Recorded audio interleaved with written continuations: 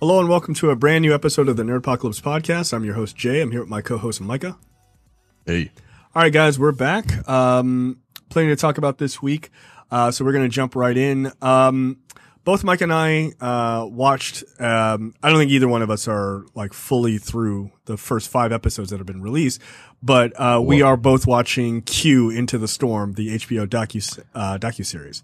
I believe there are 4 episodes released, and I have watched all 4 of them. Oh, I thought 5 out of 6 were out. Okay, cool.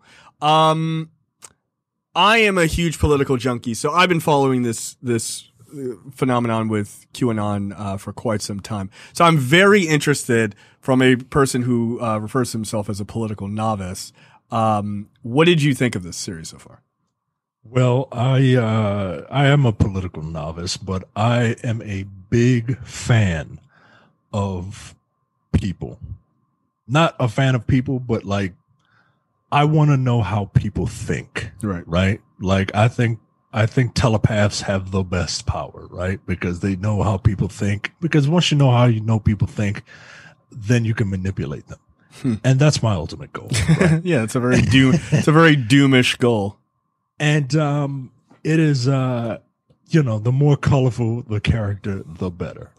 And boy, are these people a bunch of colorful wackos. Yeah. It is, I'm a little bit conspiratorial, you know what I mean? But these people are off the deep end. And it's fascinating, and it's sad, and it's scary, and it's funny, and it's just wow. These people, the things that these people believe, average intelligence is not, like, I think of average intelligence and then there's below average intelligence. Right. But no, what I think below average intelligence is the average intelligence. No, it has to be. No, average intelligence is not bright. Like, you ever met a person of average intelligence? They're not smart, dude. Like, they're not. But that's my thing, right? Like, Are these people have average intelligence, or are they below that? No, it doesn't matter, because if you're at average or lower, you're fucked. Like, you're fucked.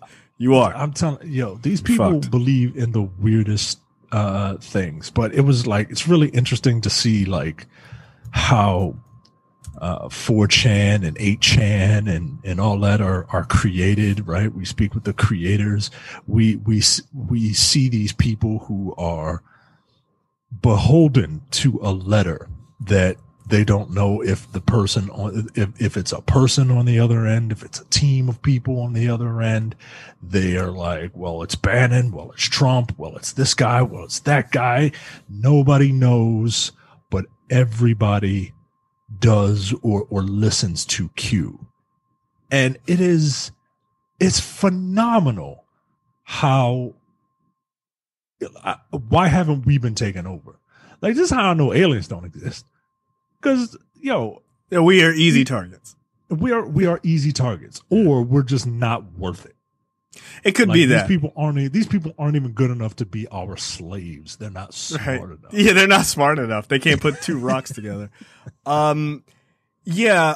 Look, I'm on this. I'm partially through the 2nd episode. And again, I've done a lot of reading on Q. So like I know all this stuff about like 4chan and 8chan, and now it's 8kun, and it's a whole fucking thing, right? Yeah. They get into that later on. Oh, good. Because I would hope that they would go through the whole breakup between the Watkins people and the guy in the wheelchair, because they do. That's a super important part of the story. It's a super important part. But I would charge people, if you've never listened, and I'll find it in a second, the title. So there's a podcast called Reply All, which is by Gimlet, right? It's a very good podcast, and it's all about like things going on in the internet. And they did a very, very popular, very newsworthy episode just about QAnon. And they went at it from a tech perspective, because that's what they do.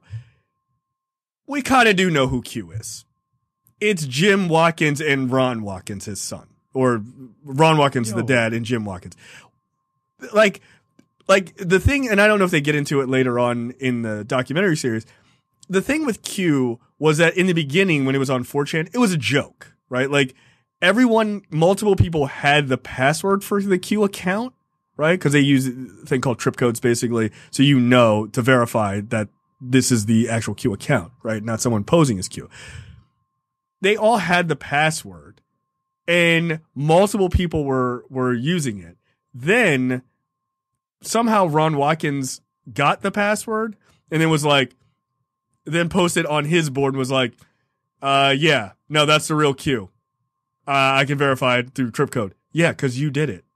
Like, yo, it's painfully obvious. It's obvious it's the two of them. That it's them. And like, yeah, the young one, Fred, I don't know if you've gotten to this part.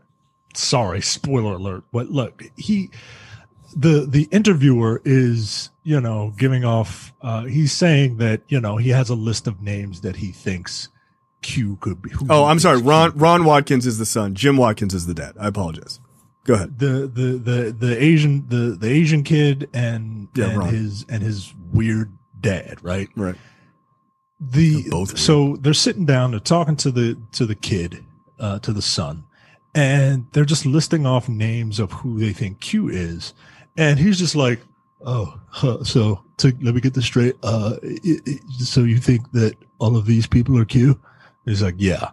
He's like, well, is my name on there? And the interviewer's like, yeah, your name is on here for people that we think could be Q. Oh, okay. Interesting. Okay, now we can continue. Like, yeah, it's them. It's them, dude. Like the thing is, they're incredibly, like, they're smart, but they're also incredibly socially fucking weird. So they can't keep it down. Like, the guy has, like, and I'm not trying to make fun of somebody who's, like, not neurotypical, but Ron Watkins is not neurotypical. So he doesn't know how to be like, oh, that's interesting. No, it's like, that's interesting.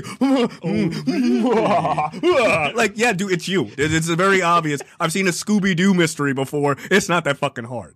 Like, it's not hard. Who could it be, guys? Watch the fucking documentary. It's them.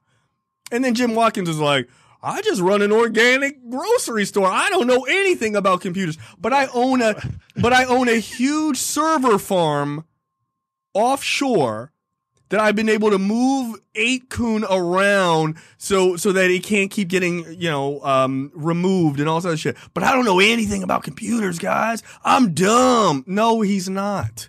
They thought they could go on this documentary and like snowball people because they're both fucking not neurotypical. And so they thought that they were clever geniuses. No, dude. That's why you should have never done an interview.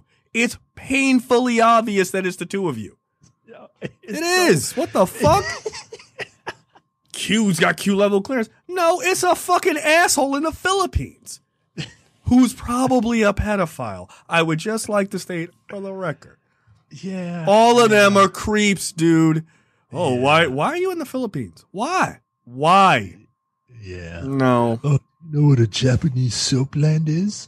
Oh, you have to go there before I'll talk to you some more. Like, whoa, dude. Like, what do you do? Like, yo. Just look, I know I don't approve of this during the Bush administration, but we really should just go pick people up in foreign countries sometimes. Like, just go get these two idiots, Just squeeze them. Like, they'll break in a half hour. Are you kidding? Like, can't Joe Biden bring back waterboarding for like 30 minutes? Right? Republicans were cool with it, right? Surely. Oh, yeah, it's definitely us. It's them. It's not hard. Like the worst team ever.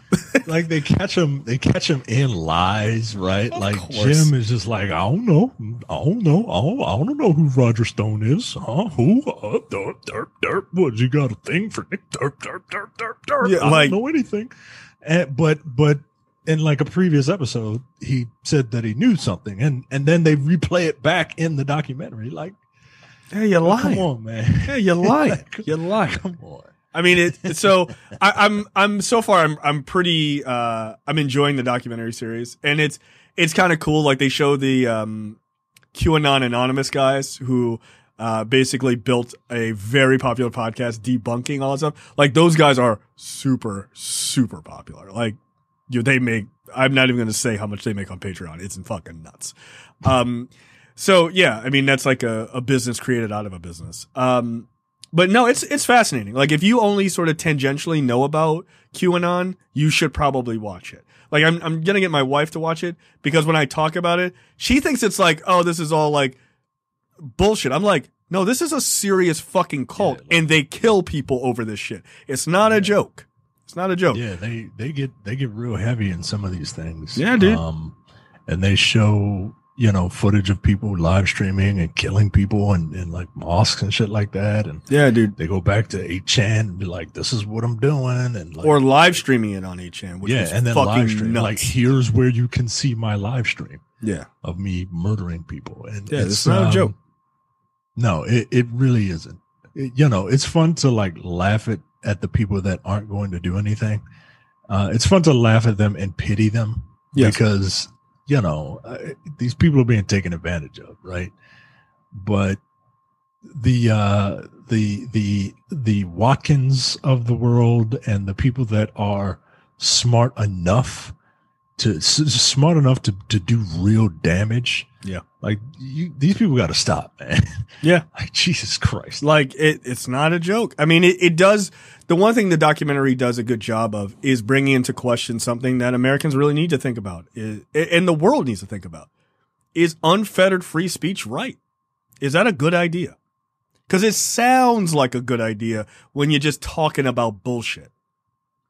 Yeah, when you're igniting tens of millions of people to harm people and to destroy society, maybe it's not the best thing. And I don't know what the right answer is. I really don't.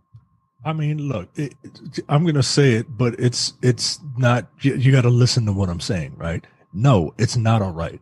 The same reason why you can't just drive any old, speed on any roadway, right? Like, you can do this, but there needs to be limits to things. There needs to be limits to most things in life. Otherwise, you'll just have anarchy. Right. And you can't live in a society like that. You can't. Like, this ain't the fucking Wild West, yo. The Wild West wasn't that wild. Right? Right. Like, so, no, I don't think that you can, which is why you can't say like bomb on an airplane or shit like that. Right. Like we do have limits on free speech, but yeah, they're generally more extreme cases. But like, I don't know, man. Like, I feel like human society is going to have to come to terms with at a certain point. Like, we just going to allow like anything on the internet? Like anything? It seems a little odd to me. It also seems really weird. And this is a part that is like maddening and kind of sad to me, is you have these people, like the documentary does a really good job of like the layers that exist in Q, right? Which is like clearly the people who are like Q, Jim and Ron Watkins putting out bullshit. And then these people like going through this like nonsense and like disseminating it out to the masses, and then the masses eating this shit up. But the idea of these people were like, oh, yeah, Q is trying to expose, these pedophile rings and stuff like that. You don't find it curious that the site he posts on posts pedophilia? Like that shit don't ever cross your mind? That's what I'm saying. That's not it doesn't matter if they're average intelligence or low intelligence. They're just not bright people. Like, if I heard like, oh, this person is fighting against pedophilia, then why would you put your messaging on a site that puts pedophilia on it? That doesn't make any sense. Why don't you just create your own website? There's nothing stopping you from doing that. Oh, it'll get banned. Then put it on the dark web then. Like, you don't have to put it next to pedophiles. Like, that doesn't make sense. Unless, here's an idea, you're promoting this idea of fighting pedophilia to keep the heat off of you because you're a fucking pedophile. I mean, that's the only thing. The case. Like, anyone who screams too loudly about things is usually like doing it. Right? Yeah, or like being the single person to vote no on child sex trafficking. Like, surely that person wouldn't get later busted for doing that exact thing. right? Or like, oh, we need to, get rid of all these gay men. We got to get out of here. And then you find them, chugging dick in the back of a parking lot. Like, yes, of course. Because they're so stupid that they think by being loud that takes the heat off them. No, people just go, why are you screaming about this? Like, right. No. Yeah, pedophilia and child sex trafficking is a problem. But the fact that you see it as like everything in that lens says more about you than it says about anybody else. Like, it's very weird. So, and that used to be an insult that I would throw at people because nobody wants to be a pedophile. But now all these fucking Looney Tunes are saying it. So now I can't say it because now I look like a Looney Tune if I say it. Yeah. What the hell, man? They've ruined your joke. They ruined my joke, man. Which is the most pertinent part of this entire documentary. Which is all about me. There you go. Well, let me ask you a question before we get off this topic. Why do you think the Watkins are doing this? They're anarchists. Do you think yeah, I was about to say, do you think that they have, did they believe the shit that they're spouting, or are they just, a couple of jokers, right? Like a couple of. I mean, I think that they are conspiracy theorists by nature, right? Like I think they're just like hardcore right wing nutcases. Like, I just do. Like Jim Watkins being like, I don't even get into politics. I don't know. Bullshit, dude. Bullshit. Oh, I live in the Philippines. And you have access to the internet. Who gives a fuck? There are plenty of people who live in foreign countries that care about American politics. But especially if it's your home country, like that doesn't make sense. So I think that they're conspiratorial by nature because I think they're not that bright. So they're bright in some ways, but they're also incredibly easily manipulated by nonsense, right? Conspiracy theories are ways to fill in information that you don't know, right? Well, I don't understand this. So clearly it's a cabal doing it, right? Like it's that kind of thing. But when it comes to Q, I think they saw that people were like into doing this joke and they were like, let's see how far we can get it to go. And then when it started taking off, they were like, hell yeah, let's use this as a way to attack Democrats. That's why the QAnon stuff, like the pedophilia and all that, is aimed solely at people on the left. They never say, well, there's some right-wing politicians who are into that. No, it's solely pushed on the left, which tells you that the political agenda of the person who created it. I mean, Remember that part in the second episode where Jim Watkins, like, you get a little bit into his mind for a second, right? A guy who doesn't think about politics at all. It was like, I mean, my idea was, round up all the politicians and machine gun them all down. And then when they send in their replacements, machine gun all of those people to death. And then when they send in the third ones, I go, well, if you don't act right, we'll just machine gun you too. And he's like, okay, let me go back to running my organic store. No, that's the mind of a fucking crazy person. That's the mind of a crazy person, dude. They should have, at that moment, the FBI should have walked, or the CIA should have walked in and arrested him right then. like, we have this waterboard in the back for you. It's organic. Don't worry about it. Like, no, that dude is fucking nuts. Those guys are not innocent. And though anybody who believes that Q is anything but those two assholes, you're a fool. You're a fool. There is no magical man behind this shit. There's not. And it's not like, all right. It's an incredibly interesting series to watch. Everybody should see it. Yeah, because you gotta know what you're fighting, man. Yeah, you do. And this documentary does a pretty good job of helping you discern the pawns from the real pieces that you need to be worried about. Yeah. Mm-hmm. Wild. Yeah, it's super good though. So yeah, I think it's supposed to be a 6-part documentary. So I think it's every Sunday they come out. So you got it. Yeah, you're right. I looked it up. So it's only 4 episodes out right now. So you got at least 2 more weeks. So I'm definitely going to plow through this. All right. Tell me about Godzilla versus Kong. Cause I did not watch it. Yeah. You don't really need to watch it. I guessed the plot, by the way. He pretty much guessed the plot. Like I told him I was watching it and I was lamenting at the fact that it took 40 minutes before these two got to the first fight. And it's way too long. That's way too long. There's too much human shit in this movie. But look, the fighting is great, especially if you're a Godzilla fan. Godzilla, the first fight I'm just going to talk about the fights, right? All right, we're spoiling. I'm going to spoil this movie, right? I'm going to spoil the movie. Movie in quotes. The fights are a good time. The first fight is the fight on water, right? That you see in the trailer. Yeah. Right. All right. So we know how this one goes. Of course. Godzilla can swim, and I saw someone said spam projectiles, which was funny. Yeah, he's a distance fighter. And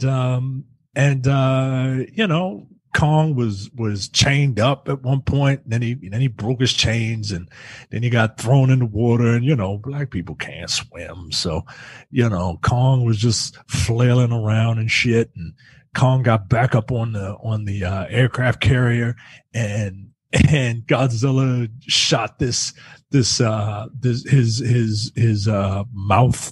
mouth beam, or whatever the fuck it's called. Yeah. I'm not a kaiju fan, cause all of them are dumb. And Godzilla did the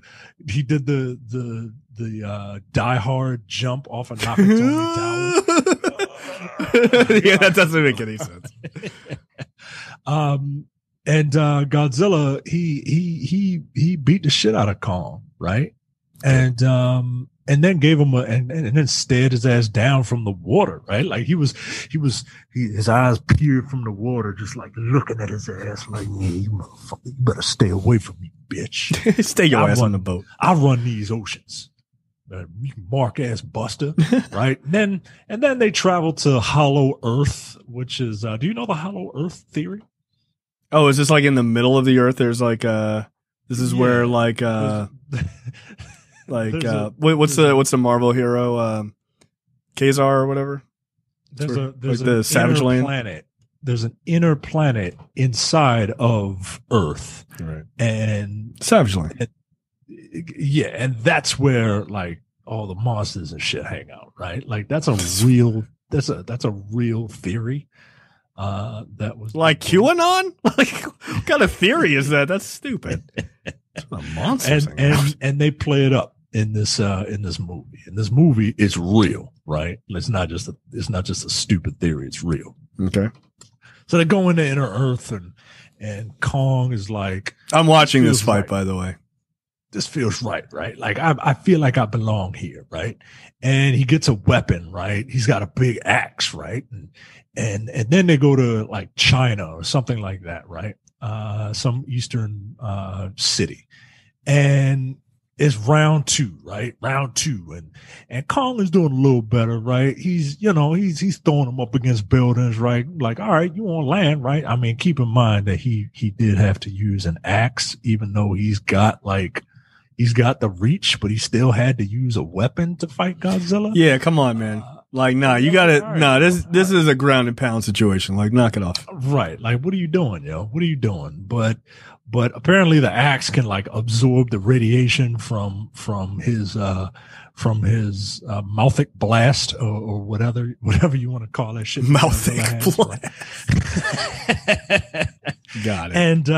And he hits him with the axe, right? Like you see that in the trailer when Kong is jumping, he's like, bam, and he hits him. Right? I mean, that scene looks pretty dope. I'm not gonna lie. It does look dope, right? It does. And then Skarsgård is like, well, I guess round two went to Kong. No, it didn't, because that was Kong. Godzilla was out for about an 8 count, and then he got up and he beat the shit out of Kong, yo. Like he beat the shit out of him, yo. Like he fought. Like watch that fight. That's the fight that you need to watch. I mean, he's scratching his chest up and shit. I'm in the Middle Earth situation, I guess. And get to that middle fight and just watch Godzilla just beat the brakes off of Kong, right? And he's scratching him and shit.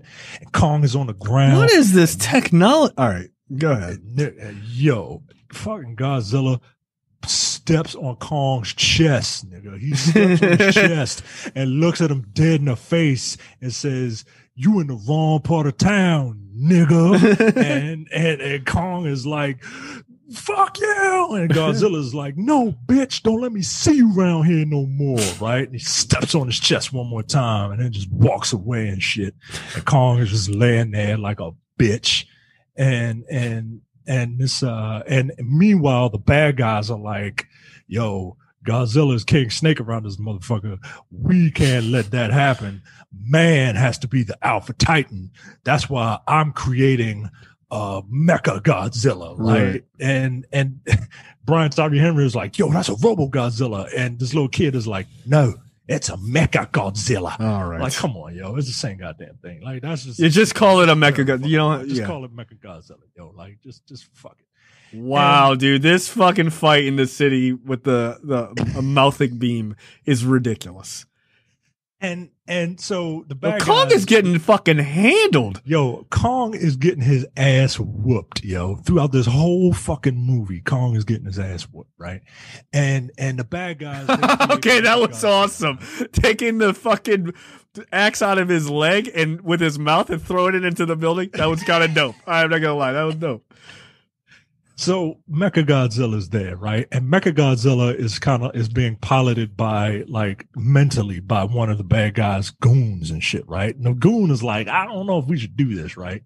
And they're using like some techno mumbo jumbo, but they got the skull of Ghidorah and it's helping power the machine. So the skull of Ghidorah plus this dude's wavelengths in his brain or whatever. The skull of Ghidorah, right? Some stupid shit, right? But there's a malfunction, nigga. There's a malfunction. The dude in the chair with the brainwave scanner thing dies, and the soul of Ghidorah occupies Mecha Godzilla. What? All right. And he kills the fucking bad guys. And then Mecha Godzilla and Godzilla are fighting. And meanwhile, Kong is just fucking laid out on his ass doing nothing, lazy nigga. And Mecha Godzilla is beating the shit out of regular Godzilla. Godzilla, right? Okay, that's where I'm at now. Okay. It's almost at a stalemate, right? But Mecha Godzilla's whooping his ass, right? And then this lazy nigga, this little girl who is Godzilla's only friend, or who is Kong's only friend, is just like, yo, you gotta get up, yo. You gotta get up. He's speaking sign language. Like, that's the worst interpretation of sign language I've ever seen. He's like Godzilla's friend, right? Whereas the Mecha Godzilla's bad guy, right? And then he's like, oh, okay, I know what to do. So meanwhile, after this nigga's got to get a goddamn pep talk from a little girl, Godzilla and Mecha Godzilla are fighting. It's pretty much a knockdown, drag out. Like, but they're kind of at a stalemate. But if I had to give the upper hand to one, I give it to Mecha Godzilla. And all of a sudden, you hear Kong's music. By God, that's Kong running down to fucking come in to the Royal Rumble in the last minute. And this motherfucker grabs Mecha Godzilla from behind and then pulls his head off, and then it's just like, I won. Like, bitch, you didn't do nothing. I was hoping this is what I suspected would happen, right? Which is, you win one. All right, he's got the axe though. He's doing some relatively decent damage. But I assumed it was going to be, because the franchises their fan bases are too big. You can't screw one of them, the main monsters, right? You can't just be like all or one. But it does sound like Godzilla got more of the, like, more. This is a Godzilla movie, yo. Yeah, I'm surprised. I'm actually surprised by that, right? Because I just figured it was like he wins one, the other one wins one, and then they team up. I always saw this movie as an allegory, right? Kong gets more screen time. Godzilla wins all the fights. Right. Like, I always saw this as an allegory, right? Obviously, Godzilla is Asian people. Obviously, Kong is black people. Offensive, but I get it, right? And obviously, Mecha Godzilla, who, much like the Yakubian theory, was created, right, is a white man. Right? He's a techno white man. And, yeah, the black guy, the minorities fight. Like the Asian folks, they get a couple more licks in because they're better trained. Look, if you want to get technical, they are in martial arts, and you ain't gonna beat an Asian person in martial arts. No, you're not. That's just not happening, right? So they beat the brakes out of us once. We get a couple. We got to use a weapon, right? I'm surprised it wasn't some sort of 9mm type weapon. Just to really drive home racism. And so we win one, they win one, and then we both realize like, oh, we got to get together to fuck this techno white man up, and then that's what they do. And then the minorities win. Like this is the future of the world, right? This is what has to happen. So, look, at the end, you were right. They give each other like the minority, like, all right, like little head nod or whatever, right? Look at Kong. I got the movie. Look at Kong coming in here at the last fucking minute, acting like he did something. While this nigga got picked number 30 at the Royal Rumble, he all fresh and shit. Right. Meanwhile, Godzilla's like, I was first round draft pick. Like, I've been in here for 35 minutes. I've been fighting this whole goddamn movie. You've been chilling. And they got the nerve to sit there and be like, whoa, I'm tired, y'all. Like, come on, yo. Get the fuck out of here. Stupid nigga. Yeah, so they literally have, I'm watching it. So they like legitimately have the monster head nod, like, all right, bet. Right. And then they just bounce. He's like, you could have made this exact same movie with a giant version of Stone Cold Steve Austin and a giant version of The Rock. Yeah. Right? And then Mechagodzilla could have been Brock Lesnar. And then it is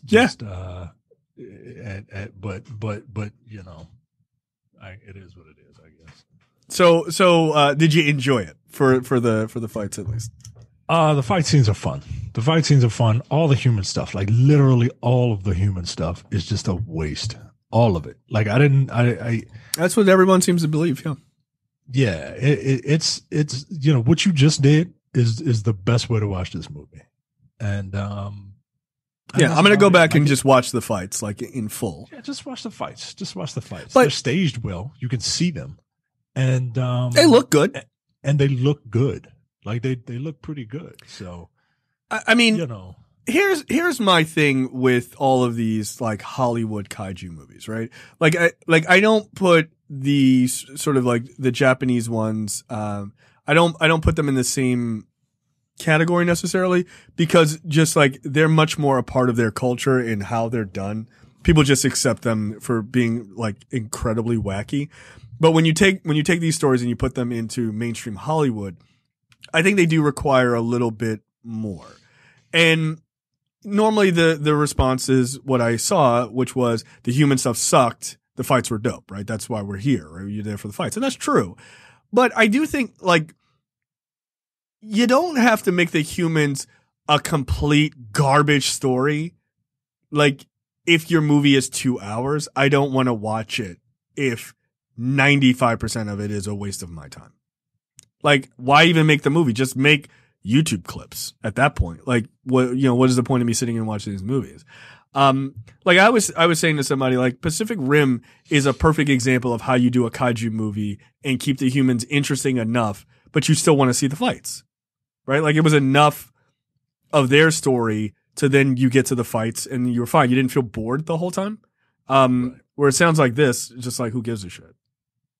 So I don't know. I feel like you got to give people a little bit more. I'm never going to watch this. I heard a recap. I already guessed the plot, in quotes. And I'll watch the fights, but I'm not watching this movie. I'm not. Yeah. I mean, there's nothing like, there's no allegory to like the old Godzilla movies. Like Godzilla was a metaphor for, a nuclear destruction, right? Like right. Because of what America did to that culture. Right. Like they hit the reset button on that culture, and it is something that they kind of they took that and they took that pain and tried to make something of it. You know what I mean? Whereas this is just literally just nothing. Right. And that to me is the problem. I think you could give it more. And again, I'm not looking for it to be that first Godzilla movie that was like incredibly slow and everything else, though that's more in line with the original Godzilla movie. I'm not even looking for that. Like Pacific Rim, that story is hanging on by a thread. right? Like, but it's just enough to keep you interested. Like, I feel like this whole idea of following so many people and everything else, you don't. Keep it real tight with the amount of people and concentrate on them and give them something interesting to do. That's it. And make it, if the human characters gotta be interesting. None of these human characters are interesting. They're all scientists. They're all stupid, boring scientists. No, you got to give me like some regular people in the situation. Or if you're going to do these type of movies and you don't want to really focus on humans, make it an hour. Just make it an hour. And just like go balls to wall on fights.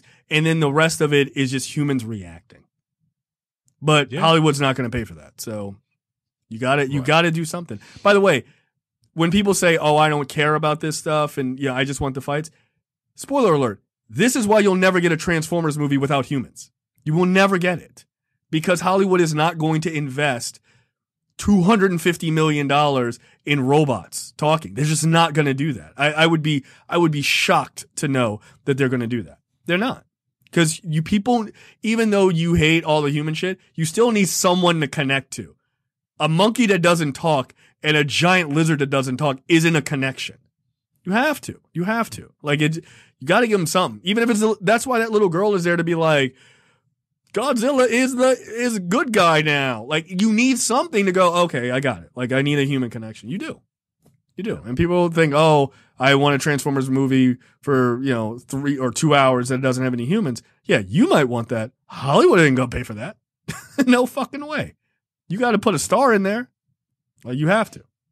Or it's animated. You can't just put a bunch of trucks on a poster and it's not enough to get people expect it to sell. No, like people don't connect to that shit. And I'm not saying like hardcore fans, like they know the nuance of like all the Transformers personalities, but that's not the only people who go to these movies. Right. People ain't making those movies for you. No, because they trying to turn people into you. They're trying to turn people into fans. Right. You know what I'm saying? And like, I just can't imagine like Midwest mom taking their like 3 kids and being like, there's no people in this. It's just a bunch of robots. Fuck this movie. Like, I could totally see people just zoning out on that.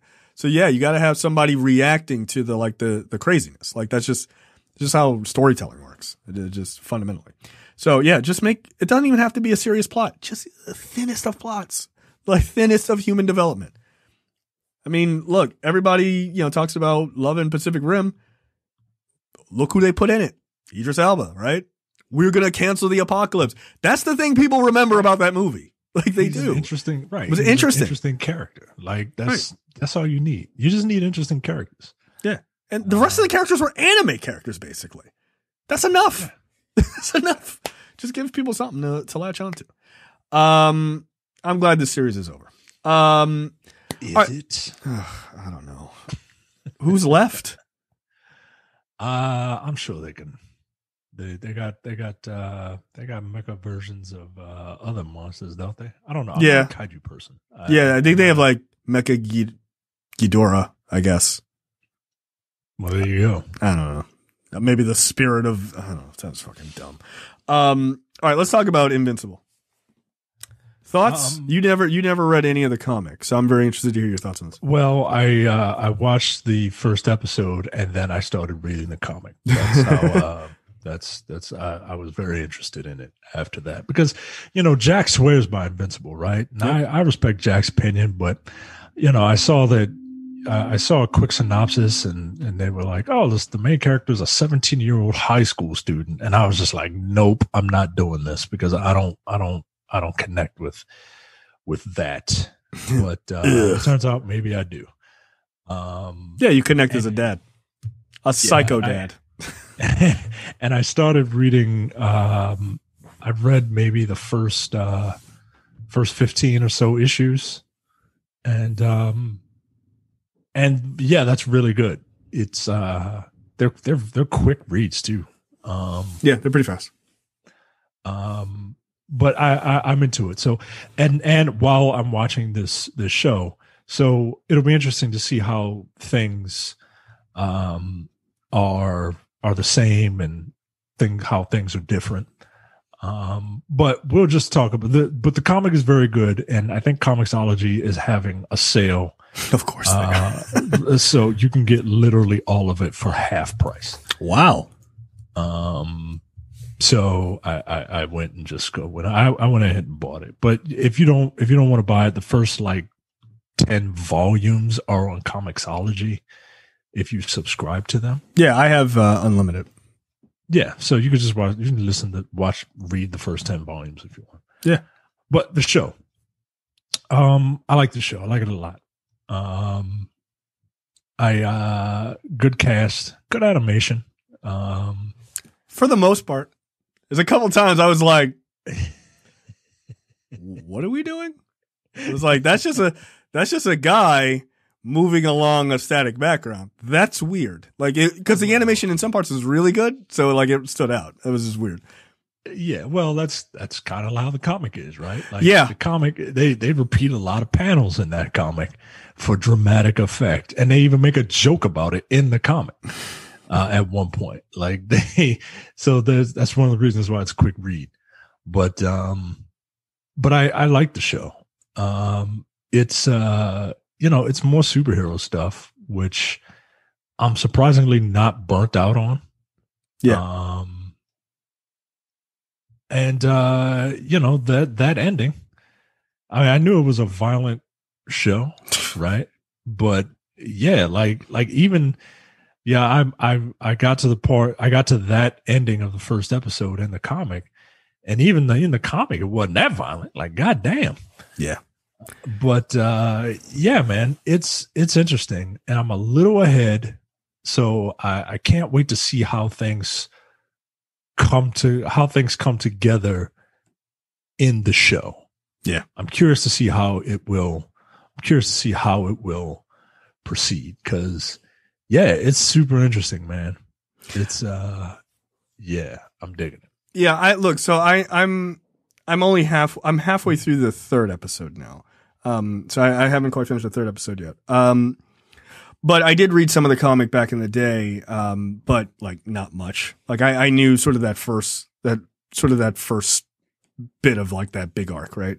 But it is really quite good, and it goes to show you that there is no one company or one brand that's making superhero stuff that has like a lock on this. Like, and it's not too late to jump in. Right? Like, Marvel has been basically dominating since 2008, arguably. And it's still not too late to jump in. And here comes Image with, they're like one of their bigger guns, right? I mean, The Walking Dead is probably maybe their biggest, but Robert Kirkman has done both of them. And it's really quite good. And Steven Yeun as the main character is fucking fantastic. J.K. Simmons as Omni-Man is awesome. Sandra Oh as the mom is like they were planning on making a live action movie.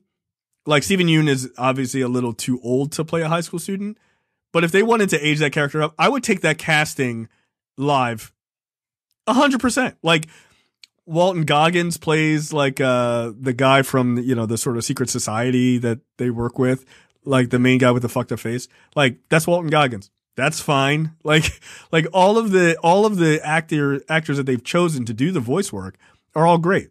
Zazie Beetz is in it. Like, it's really, really good cast. It's fun. I love that it's on Amazon, so I can easily find the music that they're playing. But, they have that X-ray thing. I've added like multiple tracks, like into my, like saved music, because I found it really good. Jason Mantzoukas is hilarious. Like, it's cool for him to be on it. Not the voice I would have pictured for that role. The voice I had in my head for that role. No, but it works for me.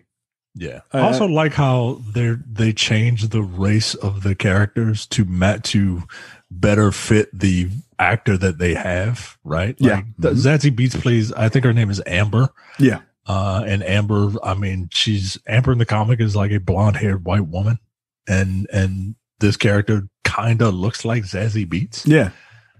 So that's very cool, man. It's flying through the story. Like, it's moving fast. it's moving very fast, which is a good thing and a bad thing, right? Like there are some parts where the comic is kind of slow, but then there are some parts where, like, all right, I don't need a whole issue dedicated to the conversation that Invincible and Alan have the first time that they meet, the Seth Rogen character. Yeah.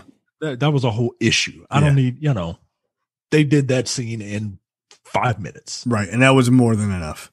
Right. But at the same time, you lose a little bit of backstory, but this isn't a book versus show conversation. This is a show conversation. And yeah, I'm digging it, man. Yeah. I'm very much digging it. And I'm doing like you are. I'm not blowing through I didn't blow through the first 3 episodes. I assume they're going to release them one at a time now every week. Yeah. Mm-hmm. Okay. Yeah. I just kind of waited until throughout every couple of days, I just watched it. I don't know why I thought they were going to drop 3 of them every week, but I doubt it. Yeah. Like Amazon's thing is like, oh, we're bringing it out on a Friday. Here it is on Thursday night for the premiere. Here's 3 episodes. And then they do week to week. And that's fine. Like, again, I got enough to watch. Like, so it allows me to not fall too far behind. And I'll definitely watch the rest of, I'll probably watch the rest of, episode 3 tonight, and then I'll be ready. Cause I think it comes out on Fridays. So it'll be out tomorrow. Yeah, no, I'm digging it. I really like J.K. Simmons as Omni-Man. Like, it's kind of perfect. It fits. Yeah. Yeah. It super really fits. Yeah. Cause he can go from like cool, like guiding father to kind of a psychopath, like real fast. Like when he gets mad about shit, I'm like, oh, all right, you need to bring it down a little bit. Like getting a little too pissed. But yeah, if you were apprehensive about Invincible, so I know some people were like, they weren't into The Walking Dead. So when they found out Kirkman did this, they were just like, no, I'm not interested. This is nothing like The Walking Dead. There's nothing like it.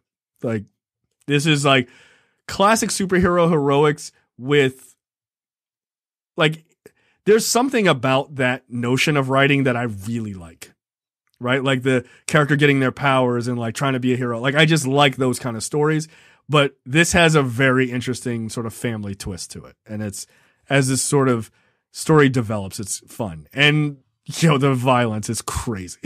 It's crazy. Yeah, the violence is out of control, man. Yeah, that's great. If you, that's one of the beautiful things about animation, the medium that you just disrespect. No, this is the first animated thing I've ever seen that's worth it. You famously hate Into the Spider-Verse. Yes. No, everyone knows that. That's the thing with animation. You can do anything. You can do anything you want. Yeah. So you want to get real gross, you can get real gross. Yeah. That fight at the end of the first episode was out of hand. It was out of hand.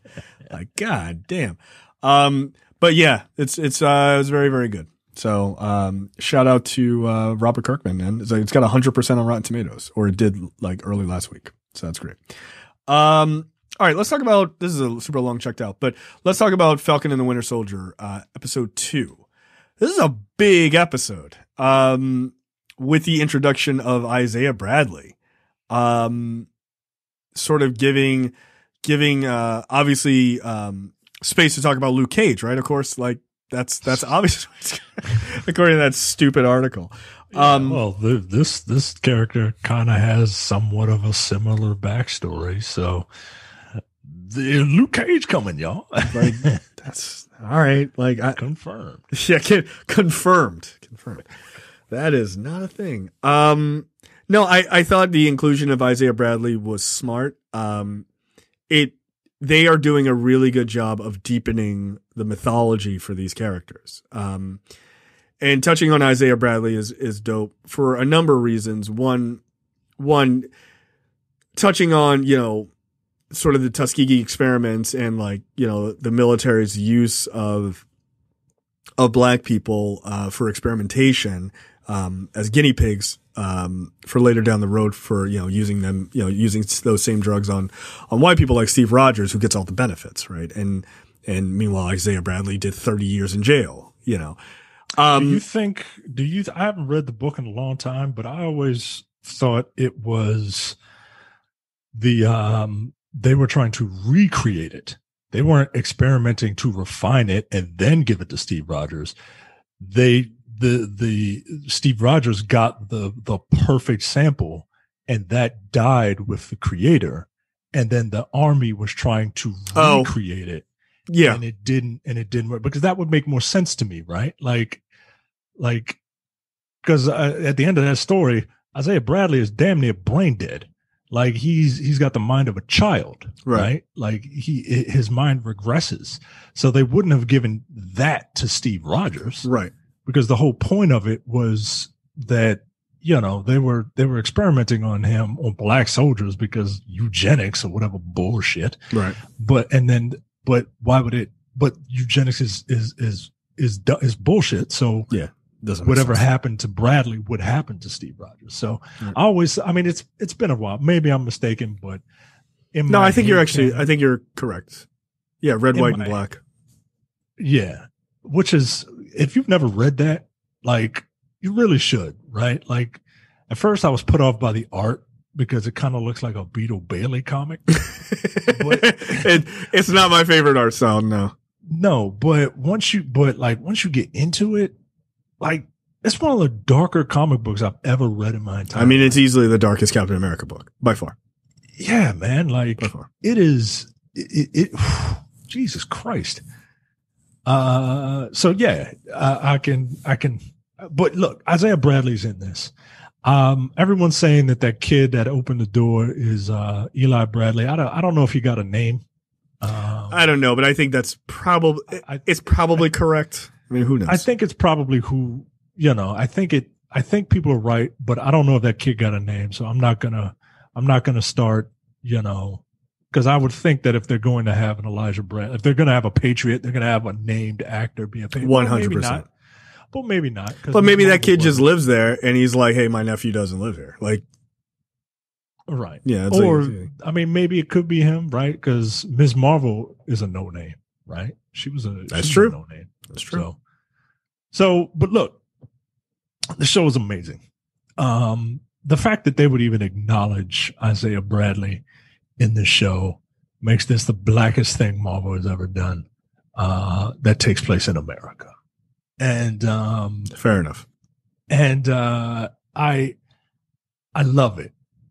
Excellent. Like, this is what I want from my superhero shows.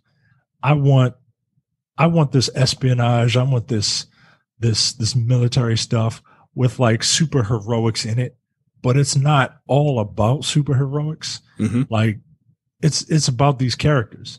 Like, deep down, it's about the relationships between the characters and the relationships between Bucky and Sam, and the relationships that they have to Steve, which in turn colors the relationships that they have with this fucking not Captain America.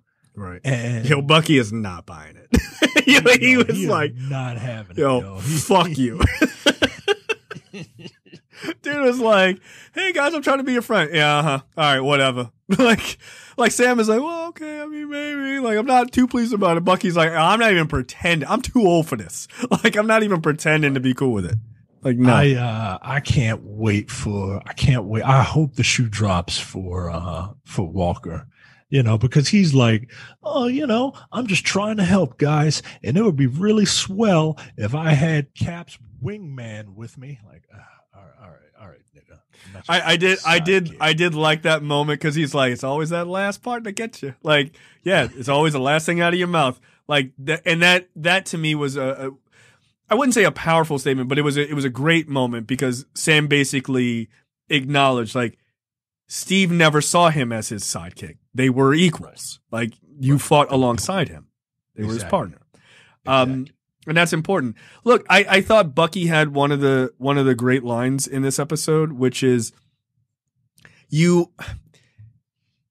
was almost like it was written in hindsight after hearing all the criticism of the show, which, like, that's why like you probably shouldn't be so hard in criticizing a show that's in process of being released. Like, you know, like maybe watch it and kind of see how things unfold, especially in the MCU.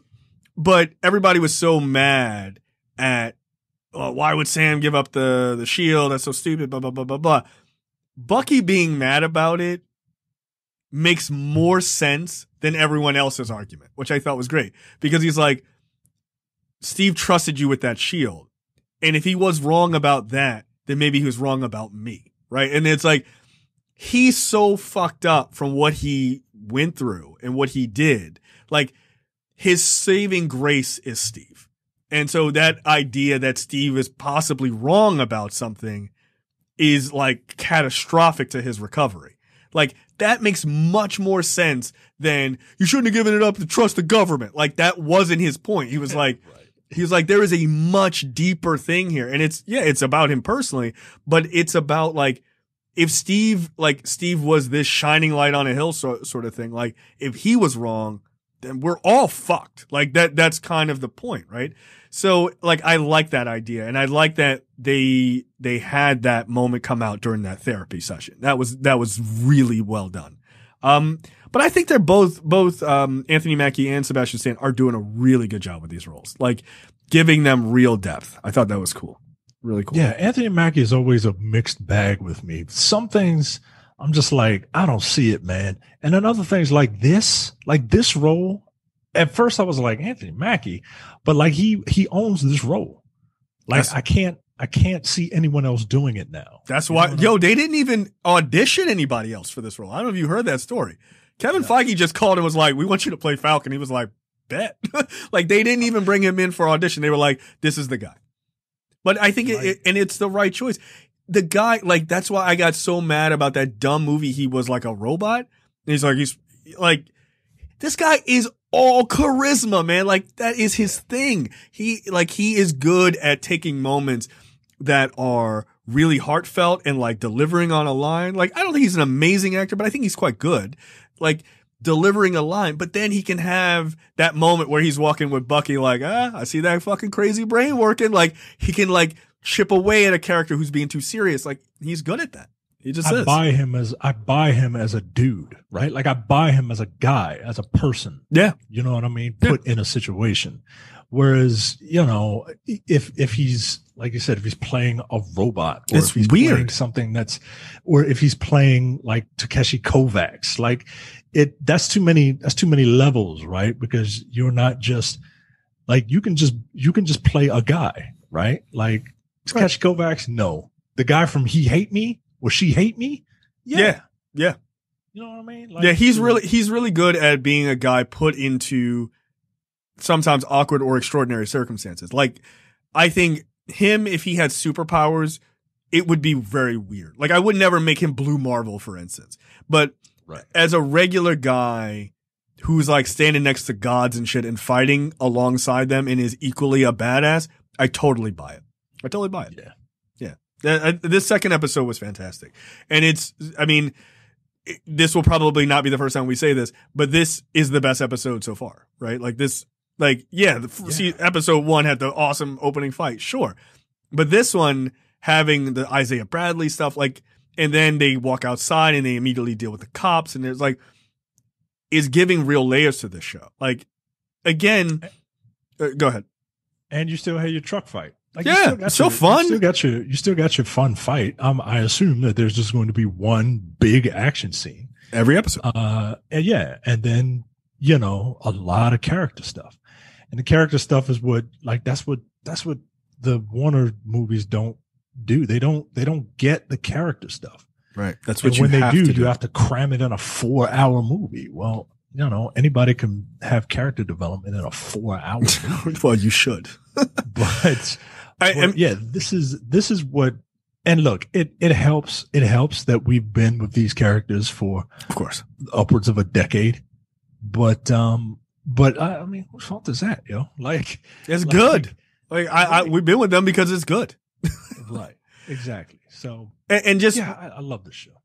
And one last thing, I agree with you, but like one last thing I will say is when people were hoping that this was going to be like an action-packed show versus WandaVision that wasn't as action-packed, do realize that they have one action sequence an episode, right? Like I was talking to a friend of mine and he was like, Winter Soldier was so amazing and there's so much action, stuff like that. I was like, go back and watch that movie.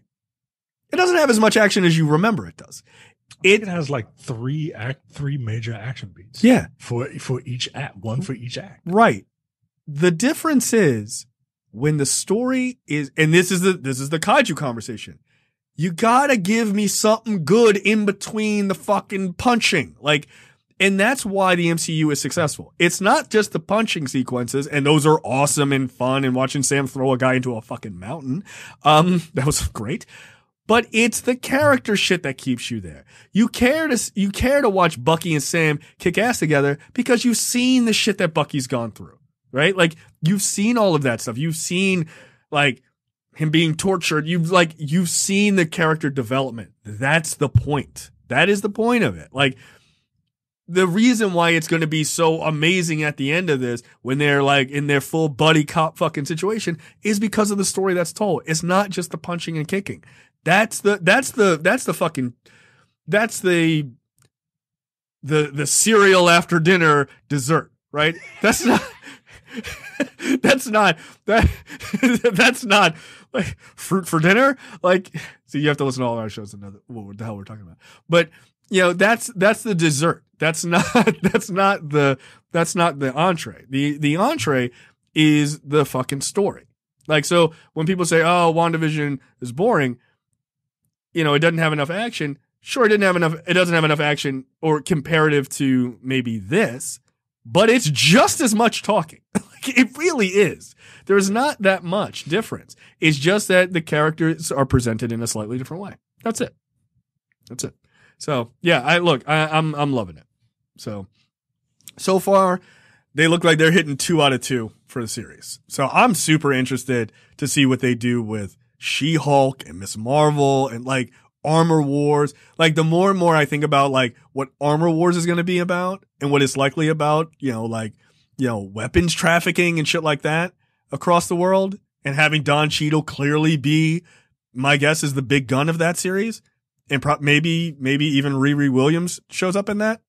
Yeah, I'm all in for that. Like that, like a fucking techno, Lord of War type series. I'm fine with it. That sounds like a blast. Also, I can't wait to see what the new Avengers lineup is going to look like. Like when they finally start making Avengers movies. Yeah. Again, it's going to be beautiful. And tons of diversity, man. Then I'll just have to get off social media because I can't stand the opinions of people who don't like change. No, I'm not interested in that. I don't give a. Yeah, no, fuck you. Captain America's black. Fuck off. Yeah. He getting that uniform, yo. He's getting it. And look. How about this? How about the last thing you see on Falcon and the Winter Soldier is they're going to change the name of the show to Captain America and the Winter Soldier, because fuck you. That's why. Yeah. I'm cool. I like, if the last episode is called Captain America and the Winter Soldier, I'm okay with that. That's perfect. Hell yeah. Yeah, like that's what it should be called. Like, fuck it. They just do like an Invincible. Like, right as he's about to say it, they just show the title screen. Right. All right, let's jump into lightning round. Dwayne Johnson reveals the Black Adam release date. Allegedly.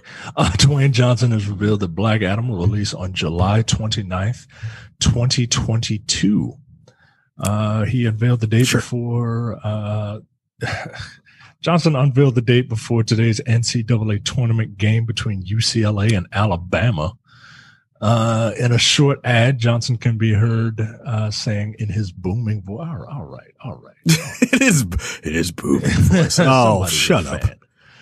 The hierarchy of power in the DC universe is about to change. I'm really kind of tired of that, yo. I'm putting Marvel on notice too. Really? Are you?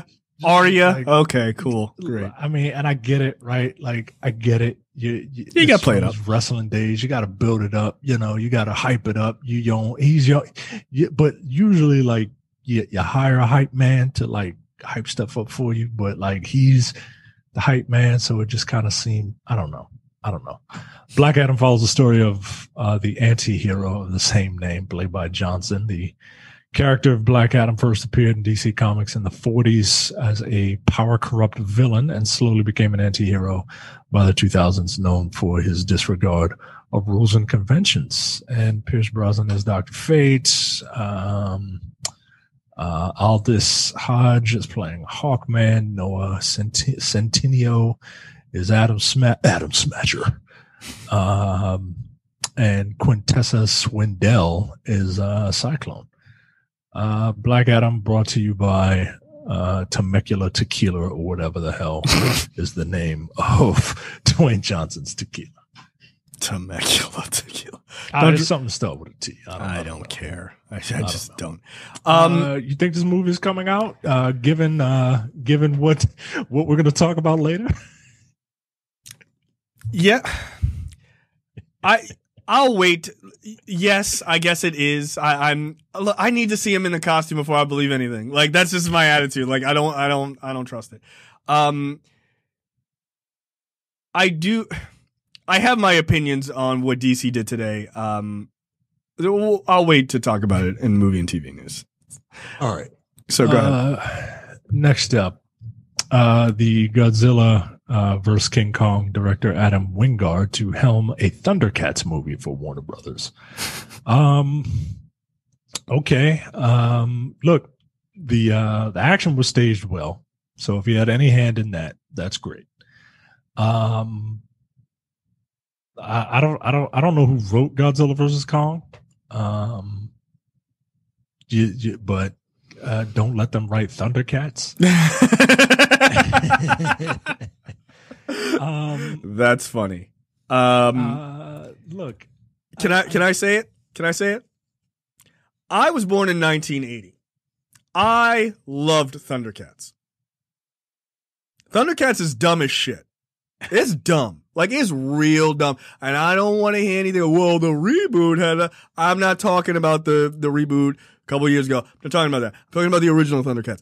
The original Thundercats, which is what everybody wants to see, is dumb. I love it, but we all need to acknowledge that it's dumb. It's a bunch of catmen and catwomen running around. Also, we also need to acknowledge that kids in the 80s, myself included, were dumb.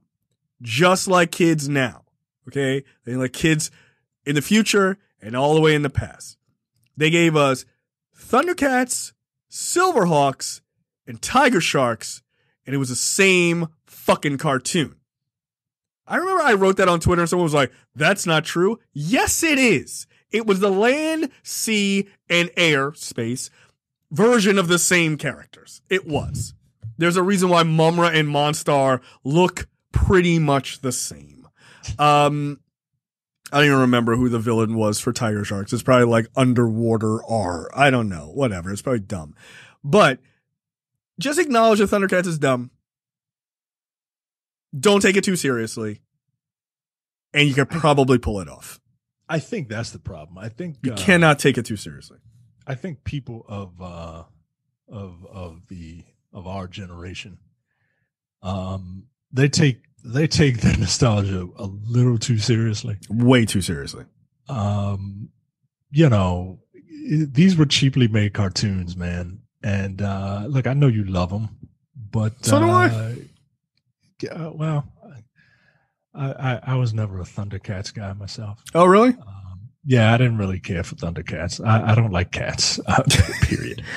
I knew the grandfather from the Cosby Show was a dude. Yeah, he was Panthro. Yeah, he was Panthro, and he had nunchucks, and that's all I really cared about. And Chitara, because Chitara, right? Yeah, it was the reason, Micah. Yeah, I mean, we're all look. We're all pieces of shit at some point. Look, you're little boys. You're like, I don't know. She looks pretty hot, even though she's a cat lady. Like, that's fine. She got boobs. Like, all right, right. She had boobs. I mean, that's pretty much it. Yeah. I don't give a fuck about Lion-O. I don't even remember Tiger Sharks. And, Yeah, Tiger Sharks, 1987. Mm-hmm. Yeah. And I remember Silverhawks, because I think the black one was named like Hot Wing. Yeah, it was. It's like, yo, what Hot Wing. Yeah, they had like bluegrass, right? Like I used to fuck with Silverhawks, man. Like I had some of the toys; they were awesome. Yeah, some of the toys, and then you open the arms, and then the wings come out and shit. Yeah, I remember them, man. But look, I hope. It's my understanding that Thundercats has a deep and interesting lore. Yeah. By the way, yes, it was Hot Wing. In fact, Hot Wing, of course, it was. He was a gold Silverhawk. Didn't what's his name voice him? Yo, Adolf Caesar. Yeah, Adolf Caesar voiced him. Oh, yeah. I didn't realize that. That's awesome. Damn, that's pretty good. Adolf Caesar's great. Best Adolf. Look, I understand that Thundercats has a deep lore that was invented in the 2000s. Sure. And look, if you're excited for this, I hope you get what you're looking for. Last time I saw live action cat people, I was disturbed. So Don't do that. That's what you're getting. That's what you're getting. You're getting cats. I hope that you get something a little better than that. I don't. I want the same level of technology. That's what I want. Why were the cat people fighting mummies?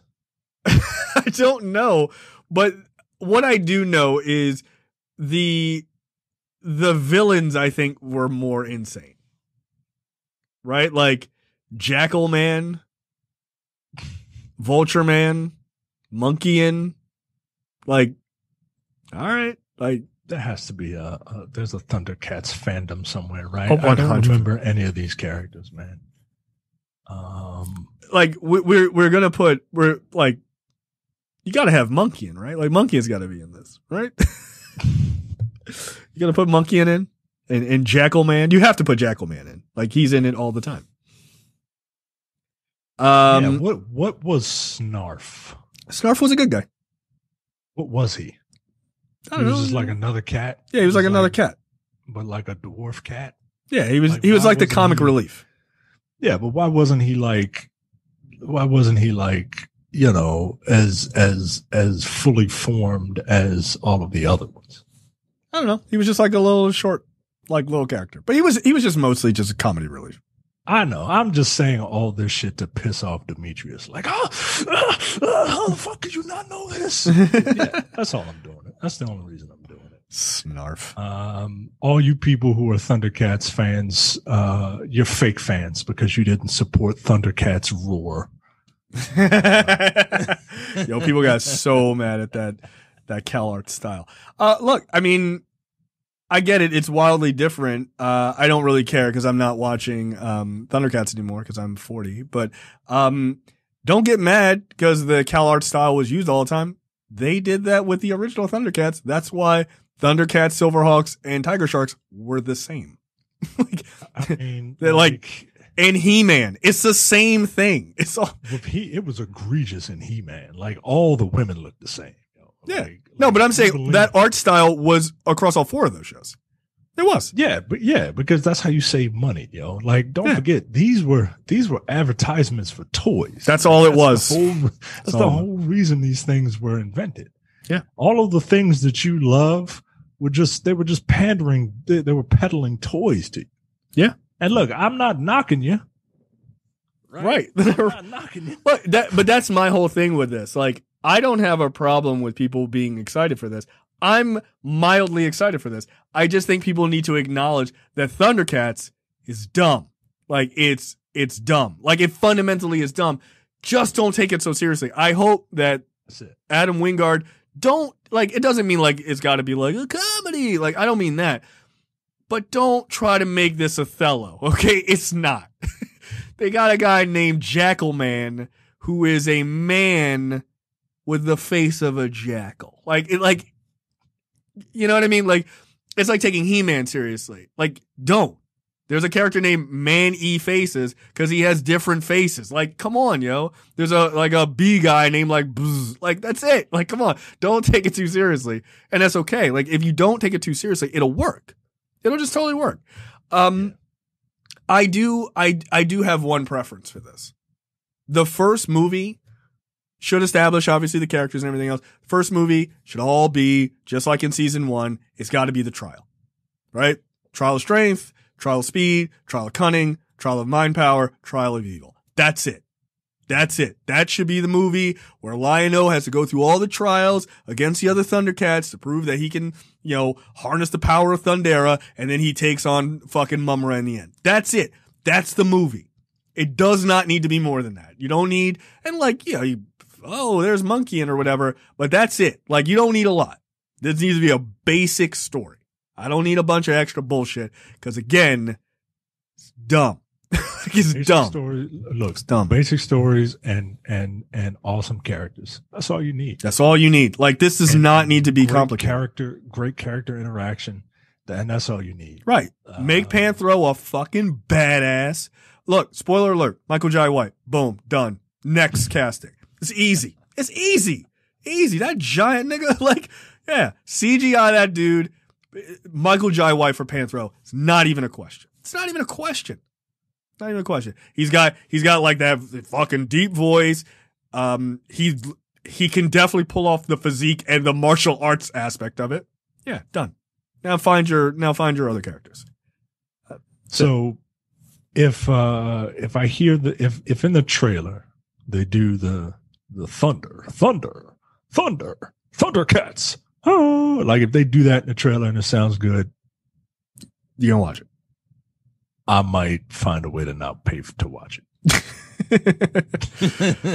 No, if you're super excited for this, I get it. I 100% understand. And look, it might be the beginning of a resurgence for your favorite franchise. So yeah, I'm mad at it. Who would I pick for Chitara? Huh. I don't know, man.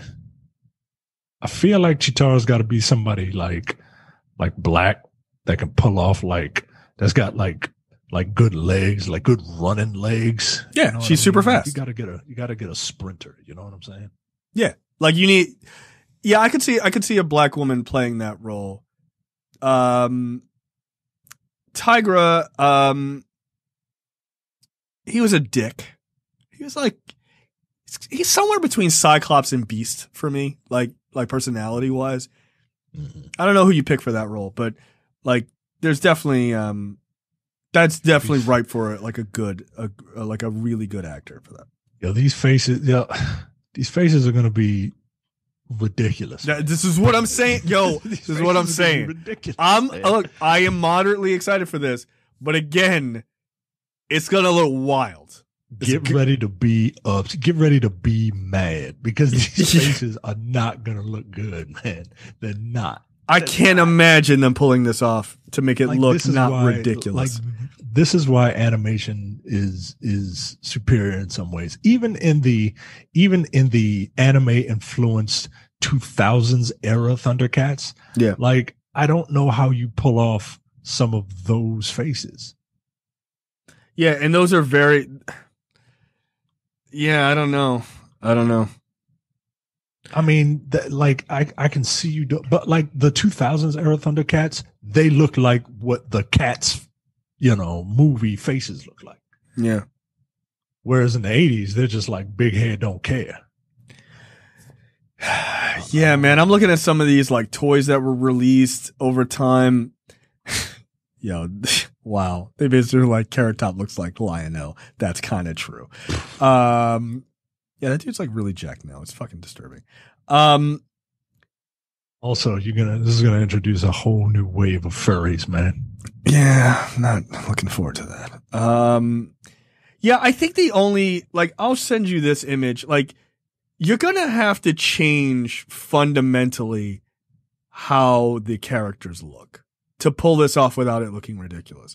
They're gonna have to look way more human than people realize, I think. All I'm saying is be prepared to be mad, fans. Yeah. Be prepared to be mad. And and then you'll get used to it. Like this picture I just sent you, I think is maybe the closest thing you're going to get. Like it might have to look closer to that, like face wise, than, and even that's hard. And even then, like that's still a drawing. You know right. what I mean? Right. Like it's a very stylized drawing. It kind of looks like Hugh Jackman's Wolverine with more hair. Yeah.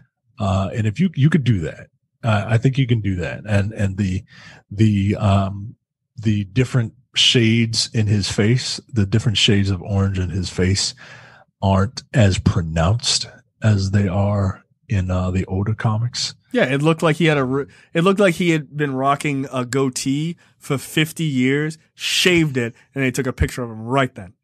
Right, where you need to like bake in the sun a little bit to get your skin tone, right? Like when you shave your head for the first time and it's like white, and you're like, "Oh shit, I can't go out." Like it's not a good look. Yeah, it's going to be okay. All right, guys. Like again, I'm moderately excited. I got to see what this looks like. Yikes. And look, I'm talking all that bullshit. Right? I'm going to see it. It's going to be awesome. I hope so. It's going to look good. I hope it does. I hope they like, you're going to have to really hire like the right people to do the CGI for this. Like you can't, this is Industrial Light and Magic type shit. Like you can't hire some like rinky dink operation. You got to spend the money because they got to look good. They got to look real good because if they don't look good, it don't matter what the plot is. It don't matter what the actors are. If it looks like Cats, that's it. It's a wrap for you. Like it don't work. I don't know why I didn't think of this before. And then we'll get off of this. Thundercats cosplay.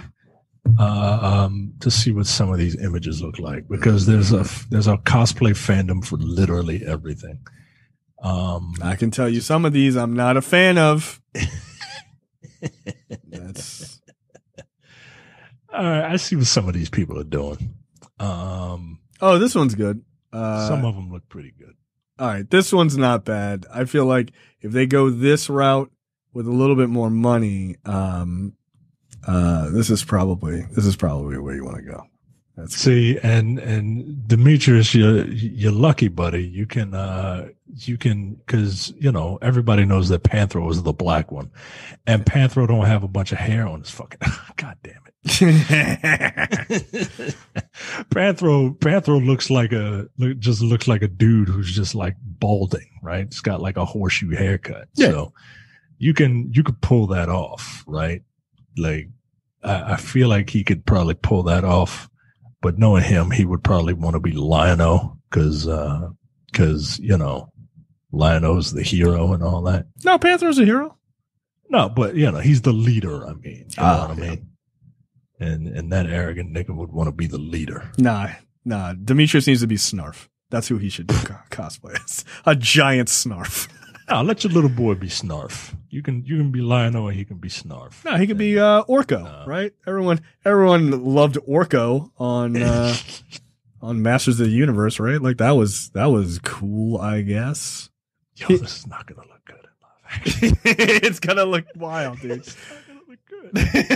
Look, again, I'm moderately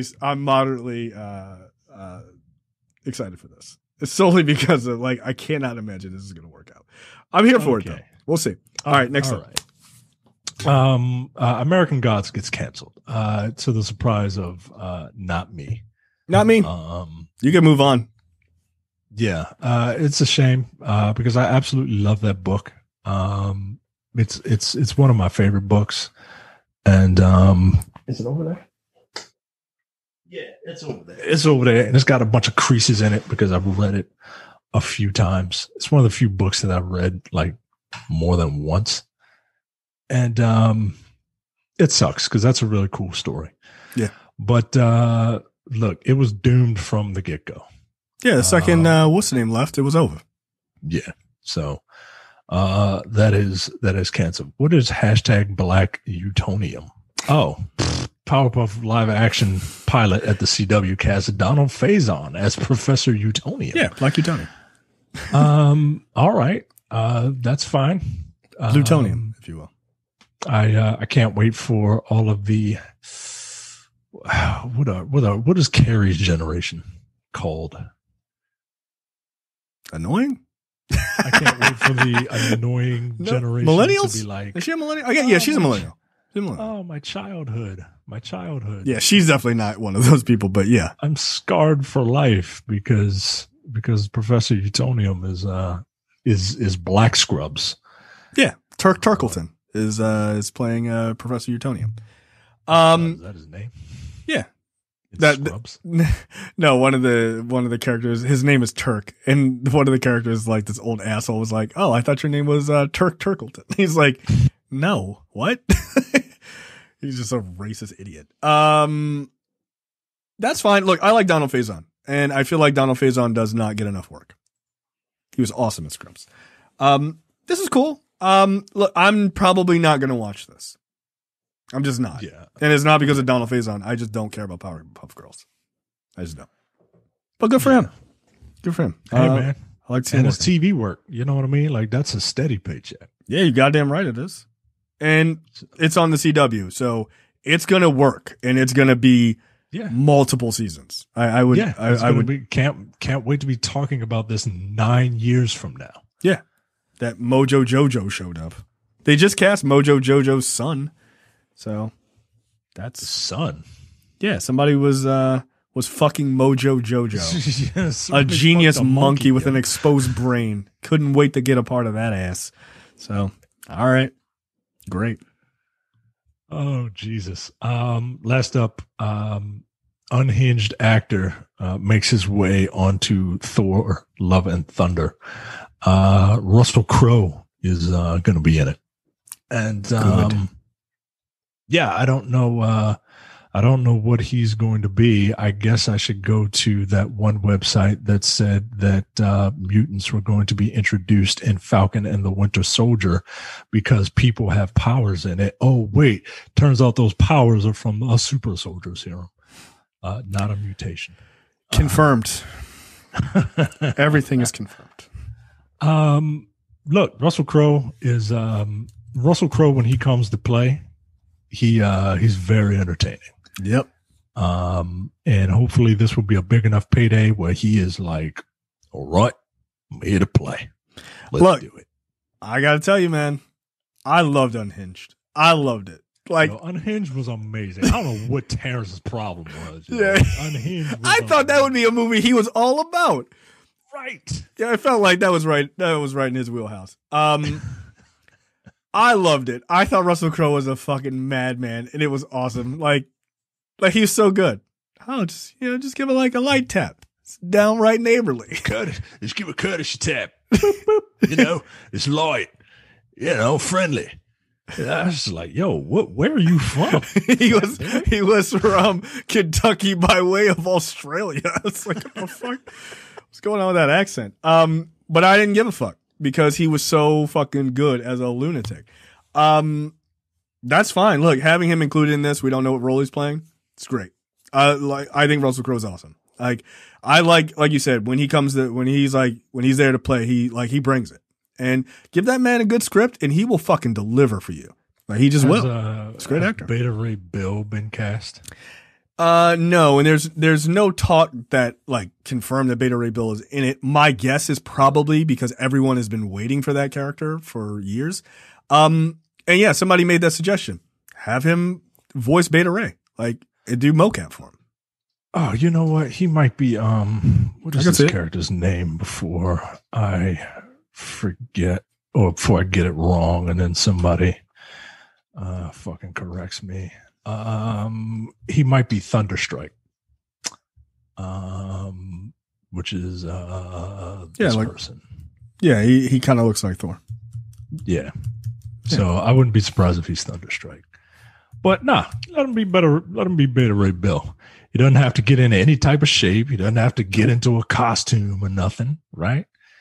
And he can just mocap a CGI character. I would kind of love that. He's got the voice. Yeah, and that's what I'm thinking. Just from the voice alone. But if he's going to be a live action character, then he'll probably be Thunderstrike. But I don't know. We'll see. Looking forward to that movie. Looking forward to seeing Natalie Portman. Just as Thor. Yeah. Just slugging people with those big arms. Yo, she got fucking jacked. Yeah. Good for her, man. Because that is just not a thing in comic book movies that they generally don't have women put on like real noticeable muscle like that. Like she was like, oh no, I'm doing this shit. It's like, good. Yeah, I hope they do that for She-Hulk. Like these people are supposed to be able to go toe to toe and like throw tanks and shit. Like make them look like it. Like the fuck, just do it. Look, if what's her name? Angela Bassett can look the way she did, playing Tina Turner. These women can play She-Hulk and, Thor and put on some muscle. Like it's not crazy.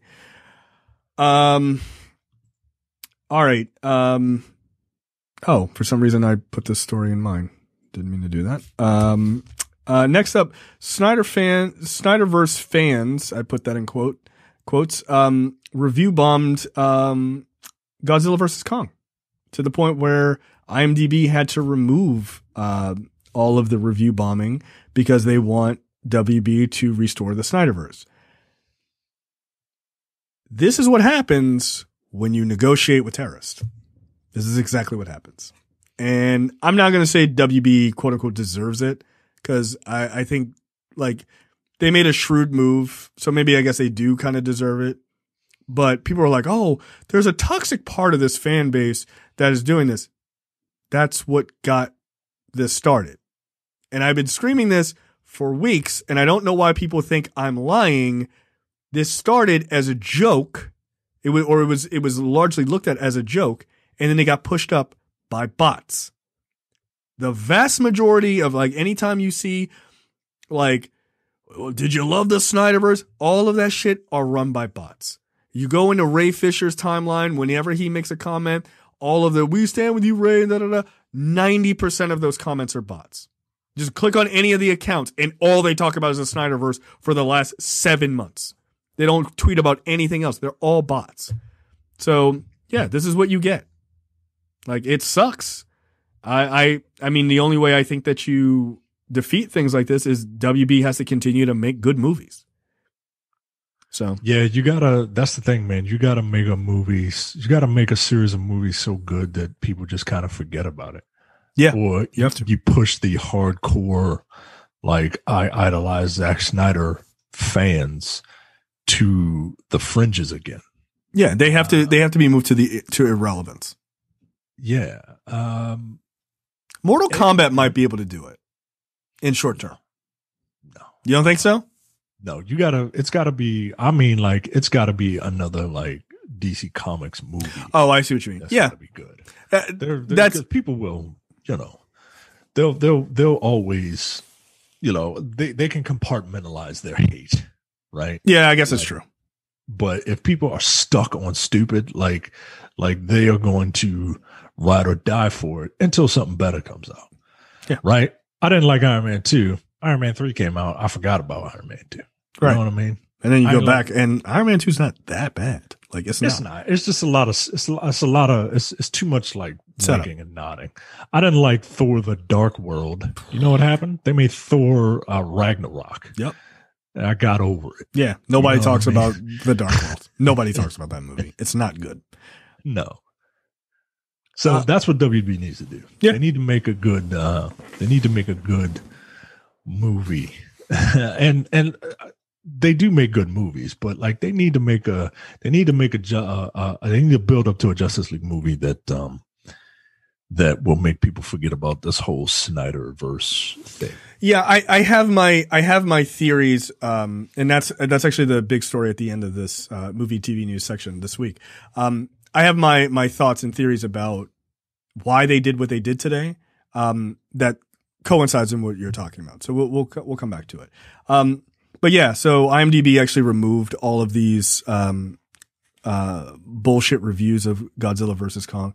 And look, whatever you think about restoring the Snyderverse or not, I don't personally want to do that. And I understand that people do. And I'm okay with people having that opinion. That's fine. I just don't agree with it. Don't review bomb things that other artists are working on. Like, those people worked hard on that movie. right? I'm not going to watch it because I'm not interested, but I'm not going to like do a fake review to trash a movie for the sake, like, it doesn't actually make sense. You putting out shitty fake reviews on a movie isn't going to make them want to do what you want them to do more. It just makes them want to do what you want to do less. Yeah, because guess what? Like, if just pissing them off. If you review bomb a movie that has nothing to do with the thing that you want done, first of all, like, you got to call it something other than restore the Snyderverse. There's nothing to restore. Create the Snyderverse or whatever, right? Like, there's nothing to restore. Right. He didn't do Justice League 2. Right. But whatever. If by review bombing Godzilla versus Kong, your hope, I guess, is that Godzilla versus Kong won't make money, or people won't sign up for HBO Max, or that revenue stream would be cut off. But if that revenue stream is cut off, then they can't invest more money into making the movie that you think you want. Right? Like, it's counterintuitive. Like, the whole thing is counterintuitive. Right. Like, the company needs to make money in order to keep making like, that's why all the summertime movies are the big popcorn movies, so that they have money in the coffers to do like indie stuff or buy indie stuff or do Oscar baity stuff, in the winter. Right. It's not hard to understand. No. And if you keep trying to sabotage, it's cutting your nose to spite your face. Yeah. Again, I need folks to understand they're not going to do more Snyderverse movies because they only release this. Not like, I know fans like to think, and this is a truth across all fandom, right? Like, when it comes to movies, not just about the Snyder Cut. I know people like to think that as hardcore fans that they move the needle. You don't. Regular Joes going to see a movie alongside you in droves are who really move the needle, right? Not hardcore Marvel fans move the needle. Like Micah said earlier, they're trying to convert those people to being as into it as you are. But you are a very small minority. That being said, you aren't driving, they didn't put the Snyder Cut on HBO Max because it was so good and everyone was dying to see it. They put it on there to get you to get HBO Max. Right. That's it. There is no, well, they just wanted to do right by Snyder, or they had these great ideas and and they knew that the Whedon cut wasn't great. No, they had already spent their money. They had already made their money. What they thought was, if we put this out, that might spur enough people to subscribe and we will financially benefit from that. They're not going to throw good money after bad by then giving him back the reins to make more mediocre to bad movies in theaters. That doesn't make sense. Like, financially, that doesn't make sense. And I know there's understanding the art of things. There's the understanding of like the fandom of things, but there's also another side to this, which is the business side. And that drives more of this than anything else. They're not going to give the keys back to a guy who unsuccessfully brought their characters together in this hodgepodge mess. You might like the Snyder Cut, that's fine. But guess what? Most people didn't. They didn't. Most people didn't. Like, people sitting there who wanted to watch a 4-hour movie, those people are probably mostly positive because, one, they were willing to sit for 4 hours. But when it comes to the Justice League and the fundamentals of that universe, most people don't like it. That's why it's not doing very well. So it's a fact. It's a fact. So you also have to think about it from a business perspective. So review bombing another Warner property only hurts the company. Like, how far are you taking this? You just review bombing shit until when? Your fingers get tired? By the way, they're probably bots anyway. Like, it's pointless.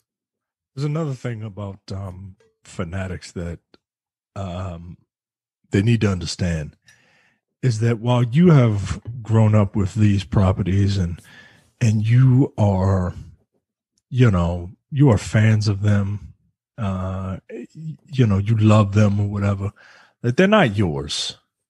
They're not. They're not. So you don't own this, right? Like you said, Jay, the only reason they did this is because they thought that it was going to be some sort of financial gain. Yeah. They're cynical business people, dude.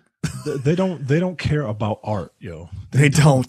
They care about trying to sell art. They don't care about art, which is why they put their entire 2020 slate on their streaming service, because they don't give a fuck about what the director what the director's opinion is. Yeah. Like, they didn't even check with them. Right. Yeah. Like I'm paying you to create this art for me to do with whatever I want. It could be a fucking masterpiece, but if I want to put it in my bathroom, then I'm going to put it in my bathroom. Yep. So, like, that's another thing that fanatics need to realize is that this isn't you don't own this, which is why I don't take this stuff that seriously. Like, I have opinions on things, and I like certain things, I don't like certain things, but at the end of the day, like, this is someone else's art, and I can take it or leave it. Right. That's it. I mean, again, that's my thoughts on Thundercats. Don't take it too seriously. Like, just don't take it too seriously. Don't. You'll be better for it. Like, you'll be better for it. You'll have a much better time. You won't get as many grays. You won't be as stressed out. You won't be screaming into your phones. Right. That's why I still look 15. There's a reason. Yeah. So yeah, just don't take it too seriously. That's the best. That's the best advice I can give you. Next up, Netflix buys the rights to 2 Knives Out sequels. This is kind of dope.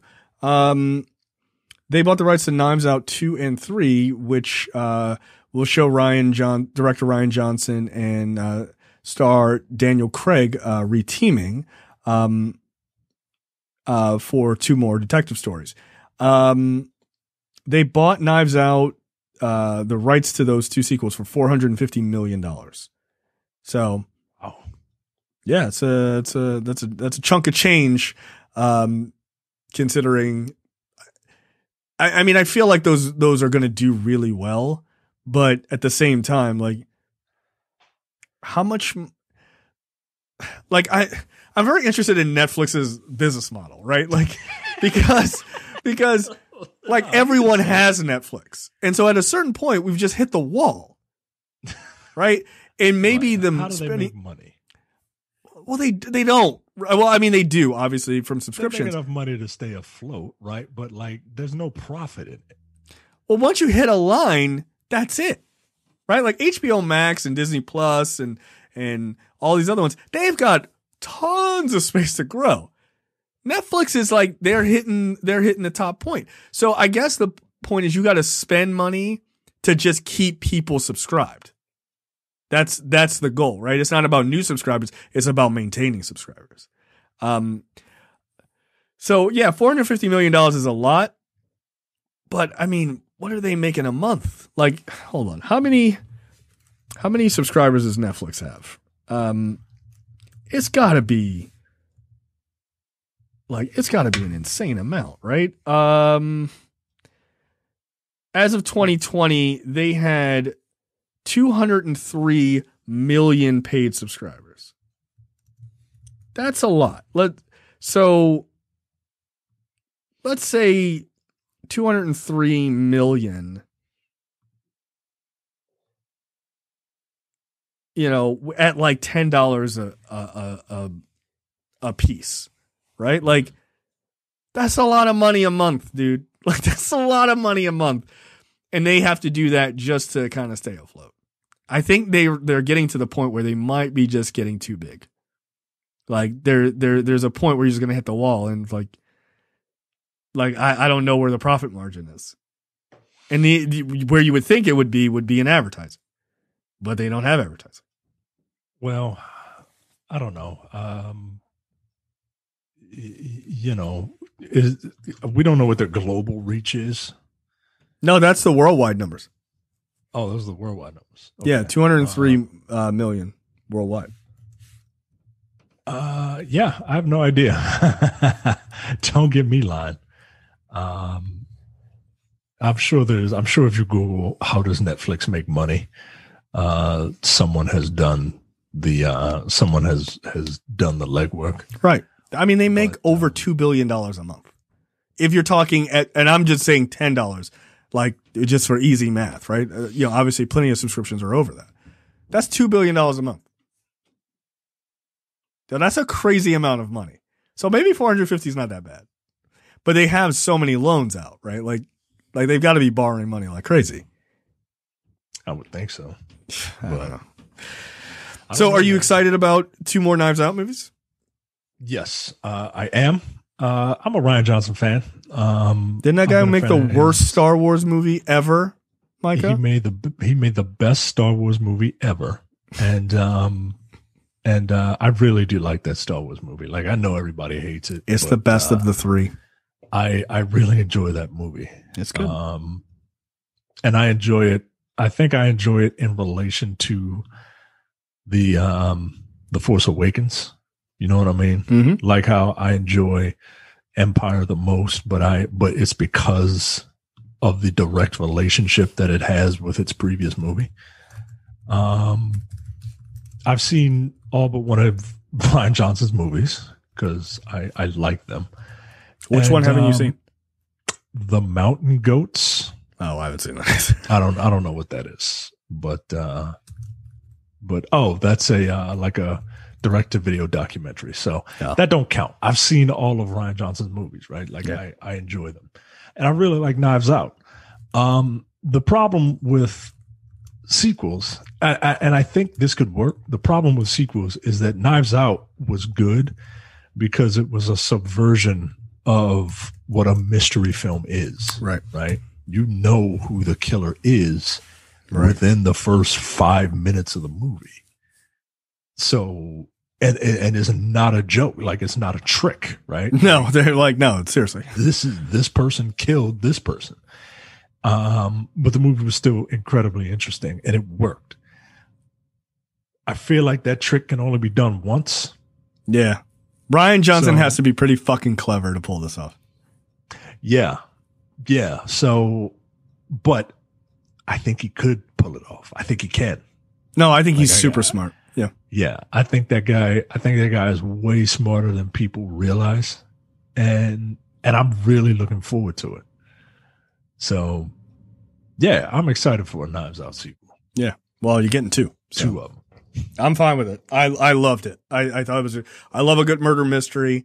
I thought the acting in Knives Out was great because it had a bunch of really good actors. I mean that story was just chock full of like just people just doing their best, and I thought it was so much fun. So yeah, I think you obviously can't do the same type of story, like the same type of mystery reveal. But it'll be interesting. I assume that he already has 3 ideas for 3 separate ideas. Like you can't announce a sequel. And for this type of thing, you've got to figure out what's the hook for both of the sequels. So I look forward to it. Next up, just quickly, Stallone developing a prequel to the Rocky series for like a streaming service. Starring Rocky? Yeah. Like he's as like a young guy. No. We have Creed. If we didn't have Creed, maybe, but I think Creed is a better jumping off, a better idea than just young Rocky. Right.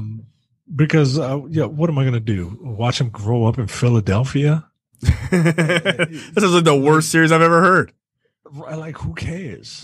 Right? like really, who cares? Yeah, I don't need this. Before he meets, like the thing with the Rocky movies, Rocky is not the best, but like the colorful characters, right? Like all of the boxers that he fought, his relationship with Apollo, and Like, that's the really interesting stuff. Now, look, Right. this could be one of those things where I don't know what he's doing, so I don't know if I should be shitting on it yet. But I don't know. Creed is just such a really good idea that I don't know. The idea of a young Rocky Balboa, like I don't want to follow a young dumb Italian dude in Philadelphia. Yeah, I'm okay with like you said, we have Creed, and that's a good story. It's a great young person story out of this iconic franchise. It's enough. It's enough. We're getting a third movie. It's enough. Like, as far as I'm concerned, after Creed 3, that should be the end of this franchise. That's it. Like, it doesn't need to be anything else. Because I know Stallone is like planning on doing another one where he trains some like immigrant kid. I'm like, just let it go. Just let it go. It's all right, man. Like, you did great with this series, right? Like, the first one won an Oscar. Did a phenomenal job with it. Right. It won an Oscar, yo. Right. What the fuck? Right. For writing in a Rocky movie, where obviously Rocky 4 should have won an Oscar for acting. Duh. Just across the board. I love that movie. So yeah, like, you've done a phenomenal job. You were able to, you create a spinoff with a phenomenal fucking director to come in and take it over for the first movie and did an amazing job. The second movie, not as good as the first one, but still incredibly fun. Yeah. By the way, Creed 3, I need Creed 3 to be on Rocky 4 level. Like, he's got to, like, what country does he have to fix? America. Yeah, he's got to fix geopolitical issues. Like, I don't know. Where do we send him? I mean, Russia's been done, right? So yeah, you can't do Russia. You got to do North Korea or China, right? Oh, you got to go North Korea. You got to go North Korea. China, so you have to do North Korea. Yeah, you got to send him to North Korea to fight in some like really desolate fucking 100%. Look, if they don't do North Korea, I'm not seeing it now. Like, now that that's in my head, that's my head canon. If Adonis Creed does not go to North Korea, I'm not seeing this movie. I'm making a hard stance. There you go. Have him fight Stephen Ewan. He's his star's on the rise right now. Yeah, he needs to get knocked out by Michael B. Jordan. Get him swole and get him fighting Michael B. Jordan. That's fine. Yes, Stephen Ewan, man, he is like crushing it. Who knew all his career needed was for him to get bashed in the head with a baseball bat to death so he could be freed from that nonsense so he can go win an Oscar. Like, that's amazing. Good for him, man. I'm excited for him. Yeah. I mean, in The Walking Dead, he was not invincible. He was. All right. And last but certainly not least, DC is not doing two previously announced films. The first one being the Aquaman spinoff, The Trench, which James Wan, and then they're also not doing New Gods with Ava DuVernay. What are your thoughts on this? My first thought was I had to make sure this wasn't an April Fool's joke. Yeah, that's fair. That's totally fair. But then I saw like real outlets reporting it. I'm like, all right, well, the Hollywood Reporter's not going to be reporting this if it's an April Fool's joke. I think you called it, didn't you? Yeah, I can't remember. Yeah, but when they put out that DC slate and New Gods wasn't on there, I was like, this movie's not happening. Yeah, I don't. It sucks. I think I mean it. I don't know, man. I don't know. Right now it just sucks. Like I'm not gonna lie and be like I was really looking forward to to New Gods. To New Gods. Like that part of like that and Eternals. Like I'm not super looking forward to Eternals. Like I'm right. The Eternals and the New Gods. They're pretty much just this. They're the same sides they're the same coin but two different sides, right? Like they're the Coke and Pepsi of that whatever that is, right? And I read Eternals. It was fine. I can't say that I'm super looking forward to it, but see a trailer, then maybe I'll change my mind. Same thing with New Gods, right? Like if I'd have seen a trailer, maybe I'd have changed my mind. If you get some big woman to be Big Barda with Mr. Miracle next to her, maybe I'd have changed my mind. I really would have liked to have seen, a proper dark side on camera. He's the only character that I'm remotely interested in. And the one time I get to see him in a live action movie, he got his ass handed to him by a bunch of women on horseback throwing sticks at him, and one Green Lantern and two gods in Zeus and Ares and a bunch of Vikings. It's dark side, all right. They whooped his ass so bad he couldn't remember where he was. Look, if I got my ass whooped by a bunch of women on horseback and one bodybuilder pantomiming throwing lightning at me, I would want to forget it too. He like, you know what? Get me out of here. You're fucking dark side, for God's sake. Like it's dark side, yo. It's dark side. Nah. Like, say what you want about like Thanos and all that in these movies. Nah, yo, comics dark side would beat the ever loving shit out of comics Thanos. Yo. Probably, like, would. Anyway, yeah, I don't know. It sucks for Ava DuVernay because she seemed to be very, very excited for it. And look, I didn't hate Aquaman. I like James Wan. He directed the original Saw. And a lot of other stuff. Like he's a horror guy, but I think he did a pretty good job of Aquaman. Yeah, and, not bad. For what it was, I enjoyed it for what it was. And it sucks, man. So, one, I don't think the Trench as a spin-off ever made sense. It just seemed like an odd thing to spin out of it. I think people enjoyed that sequence. I being one of them. I actually thought the sequence in Aquaman was cool. I just didn't think it garnered any reasonable, like fandom to be like, we're making a 2-hour movie of this. I thought like, all right, cool. Like make a short, like make a fun 30-minute short about the Trench or something. Like, but you don't need to do a full movie. That never kind of set right with me. I never understood that. As far as New Gods is concerned, I'm okay with it. It is not because I don't like Ava DuVernay. I love her work. I think she's amazing. I don't think they're ready to do New Gods because after clearly hitting the reset button on a major part of this universe, it looks like they're going to do, I don't think you want to touch on New Gods right now. Like, so I think it makes sense to just be like, we're just not going to do that. We're just going to shelve it.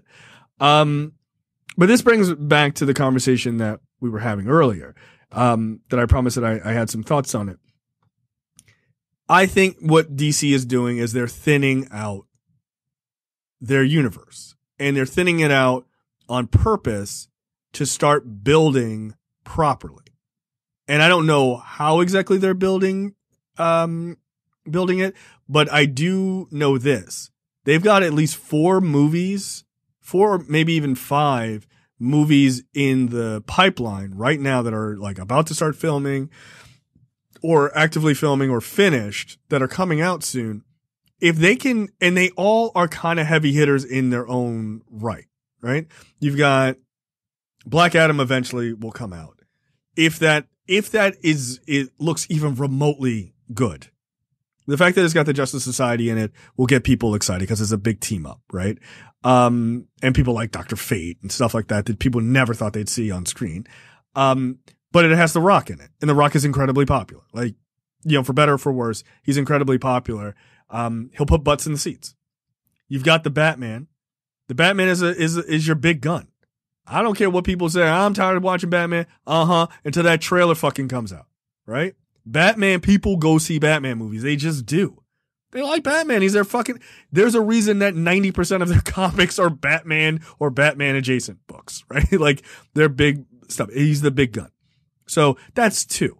You've got Suicide Squad, done by a director who has had massive success in making characters who nobody like on the mainstream gave a fuck about in the Marvel Cinematic Universe. And he's got his own style that works, that people like, and it's a good mixture of comedy and violence. And now you're giving him an R-rated movie where he gets to kill whoever he wants, basically, right? Like probably minus Harley Quinn and, you know, Rick Flag probably, right?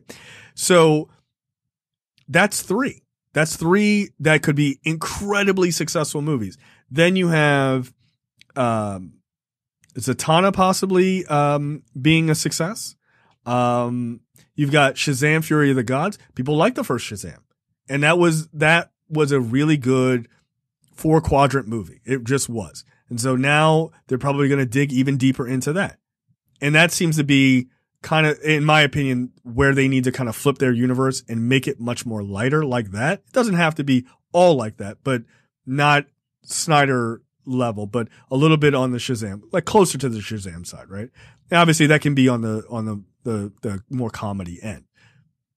So now that's 4, right? 4 or 5 possible big hits that you have. If you just get those right and not worry about all the other building and all this other expectations, just get those right, that does what you talked about, which is lessen this Snyderverse nonsense, right? Like, I think the next big one to come out would be Suicide Squad. It is. If Suicide Squad hits and it's like super fun and everyone really, really likes it, that yelling will come down a little bit. Like it just will, right? Because that eliminates a big part of the quote unquote Snyderverse, which is release the air cut. Nobody's going to want to release the air cut if the fucking Suicide Squad fucking kicks ass. No one is, they're going to stop caring about it. That chips away at something, right? That chips away at their argument. You get that right. You get, the Batman, which I believe comes after that. If you get that correct, that's 2 big guns. Like that's enough to quiet people for a while. So you just got to concentrate and make good movies. Once you do that, you give yourself some space. That's always been DC's biggest problem is they can never just hit like 2 or 3 in a row. It's like 1, 2, and then they have a fucking disaster. Like get 4 or 5 of these right in a row and people will start going, all right, I think DC might have turned a corner. That's all people want, man. Like all that Marvel versus DC bullshit. People just want to go see fun movies. Like at the end of the day, right? Like there's hardcore fandom that like, I like Pepsi, I hate Coke and all that shit. I don't really give a fuck. I don't have any allegiance to either one of those companies. I just want good movies. That's it. And good series. So just hit them, like get 4 in a row and you're going to be in good shape. Yeah. Yeah. You are the biggest Marvel fan in the world, but if you get a proper Superman scene, come on now, Superman kicking people's asses and saving the day with the right music, like it just hits, man. It does. It just hit. Look, and as much as I thought the Snyderverse or the Snyder Cut was fine, not gonna lie, Superman showed up. I was hyped. Like I was, man. I love it. I love it.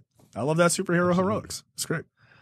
Yeah. I'm inclined to agree with you. I think maybe the Suicide Squad will be the first big test in doing a soft reboot.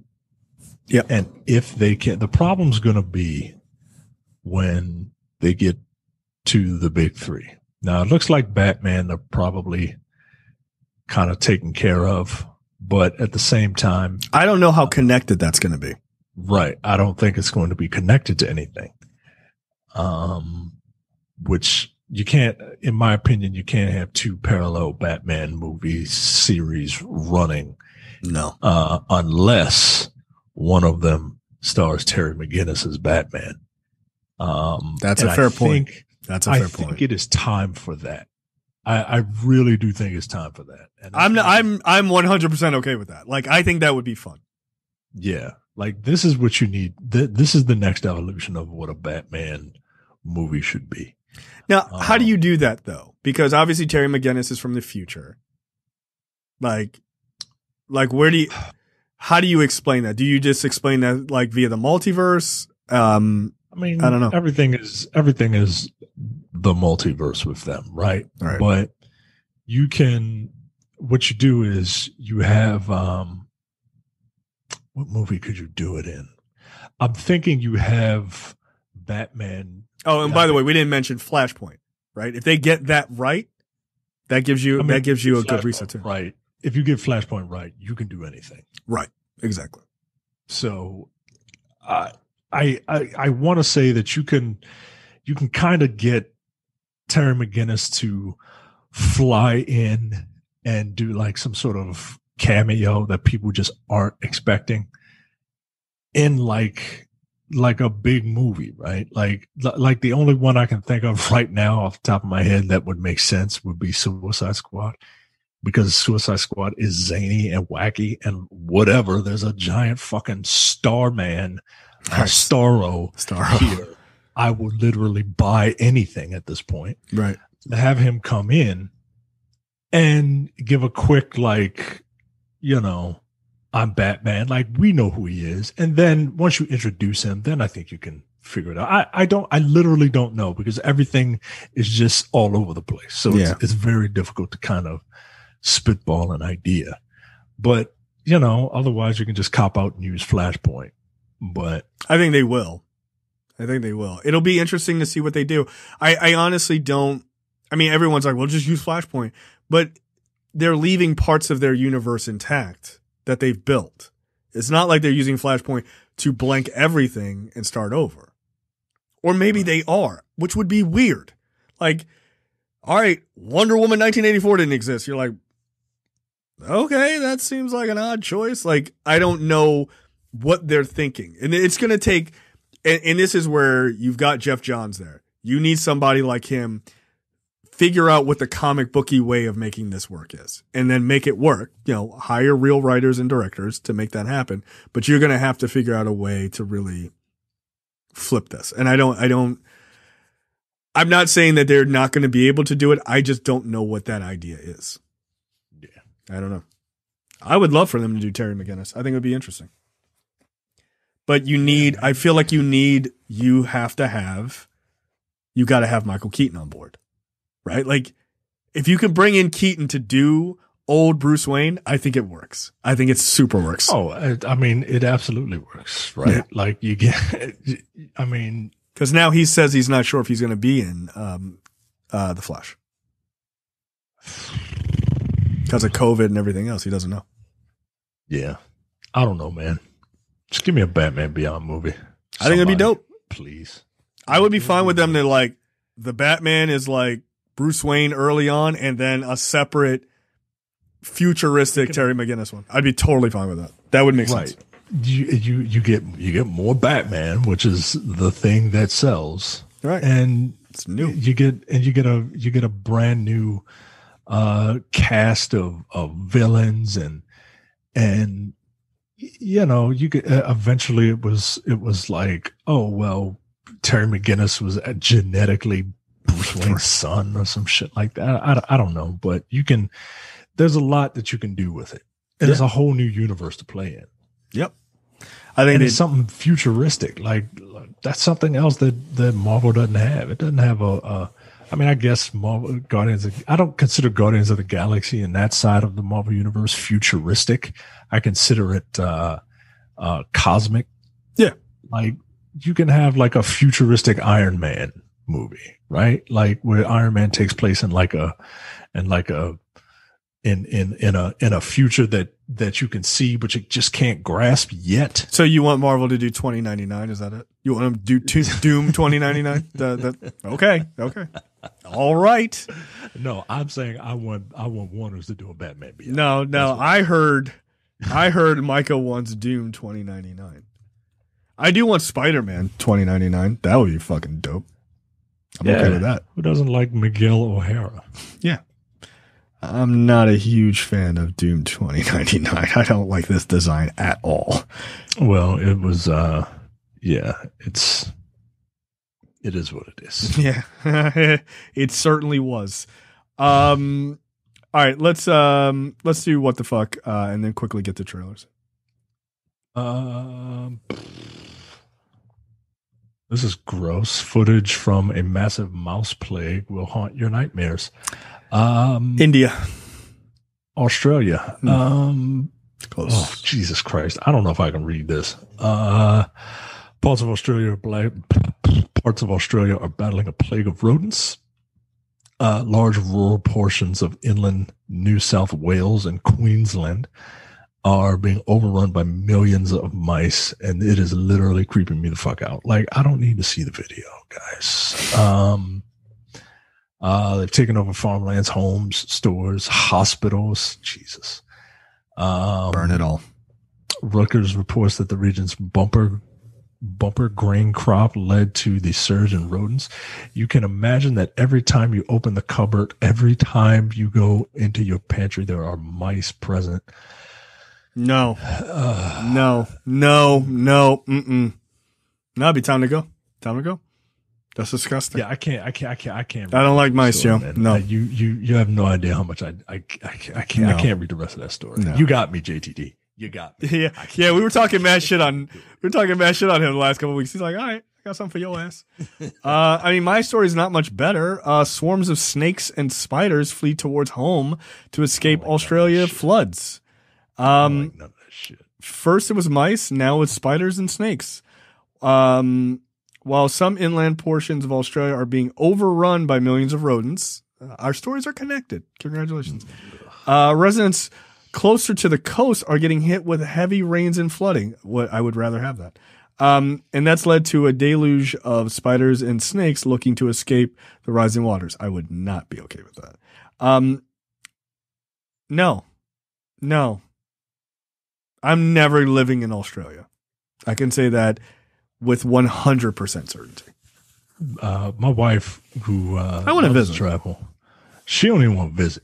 God damn, she's just like, no, I don't even want to visit Australia. Screw that. And I'm like, she's like, one, it's too long to get there, and two, the S's. She don't even like saying spiders. She calls them the S's.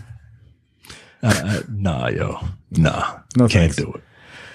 All right, quickly, let's go to trailers. Look, this is the greatest thing the internet has ever provided, and I can't believe this actually finally got made. Trailer for Zola, which came from an insanely popular and hilarious tweet story a number of years ago, and now A24 actually made this movie, and it looks good. I cannot believe this movie is being made. Did you ever read the Zola thing? No, I don't know the story. Oh, you should. There's a couple YouTube videos. I'll see if I can find it where the person is like someone is reading it. So you don't have to sit and read. It's like 148 tweets, but they read the story. Yo, it's super wild. It's a super wild story. But I'll see if I can find it. But yeah, basically, this black chick meets this white girl, and they start stripping. They go to like Miami to strip. And so then like shit goes crazy. And this is the black chick, like tweeting about like the whole story of the breakdown of what happens. It's something, man. It is fucking something. So I highly recommend it. The trailer looks great. It's a cautionary, once again, a cautionary tale of black people not being involved in white shenanigans. Yeah. Because this is what happens. Yeah. Absolutely. But it looks like it's got some pretty decent act. Who is I guess her name is Zola. Who is Zola? Yeah, Zola is I think Zola is the black chick. Oh, Zola's the black woman. Okay. I think so. Well, it's the trailer looks really, really good. And it sucks that it's going to be released in theaters. And I need somebody to. I mean, I don't know. I need everybody to get the vaccine so we can all go back to normal, please. Yeah. Because I kind of look. I'm not gonna lie. I'm dying to see this. Like, I'm not lying, yo. Yeah. Like, Stephanie is the name of the white woman. Yeah, she's fucking crazy. story is wild. Yo, it's got Coleman Domingo in it. Like, it's got like real actors in this movie. Like, I love it. I love that they're doing this. If I recall, the what's the guy who always hangs out with Seth Rogen? He was like an actor, then he got like busted for being an asshole. I can't remember him and his brother, who looks just like him. They're the ones behind. They're the ones behind like bringing this to A24, if I recall. Oh, the guy with all the degrees. Yeah. James Franco. James Franco. Yeah, I'm pretty sure James Franco and Dave Franco were like very, very much involved in bringing this, like getting this actually made. Because I remember when it broke, I think James Franco was like, "We should make a movie of this," and like, yeah, Dave Franco is listed as one of the producers. So yeah, which is dope. I like Dave Franco. All right, let's talk about Wrath of Man. This is Guy Ritchie's upcoming action movie where he reteams with Jason Statham. Yeah, I'm kind of all in for this. I'm super all in for this.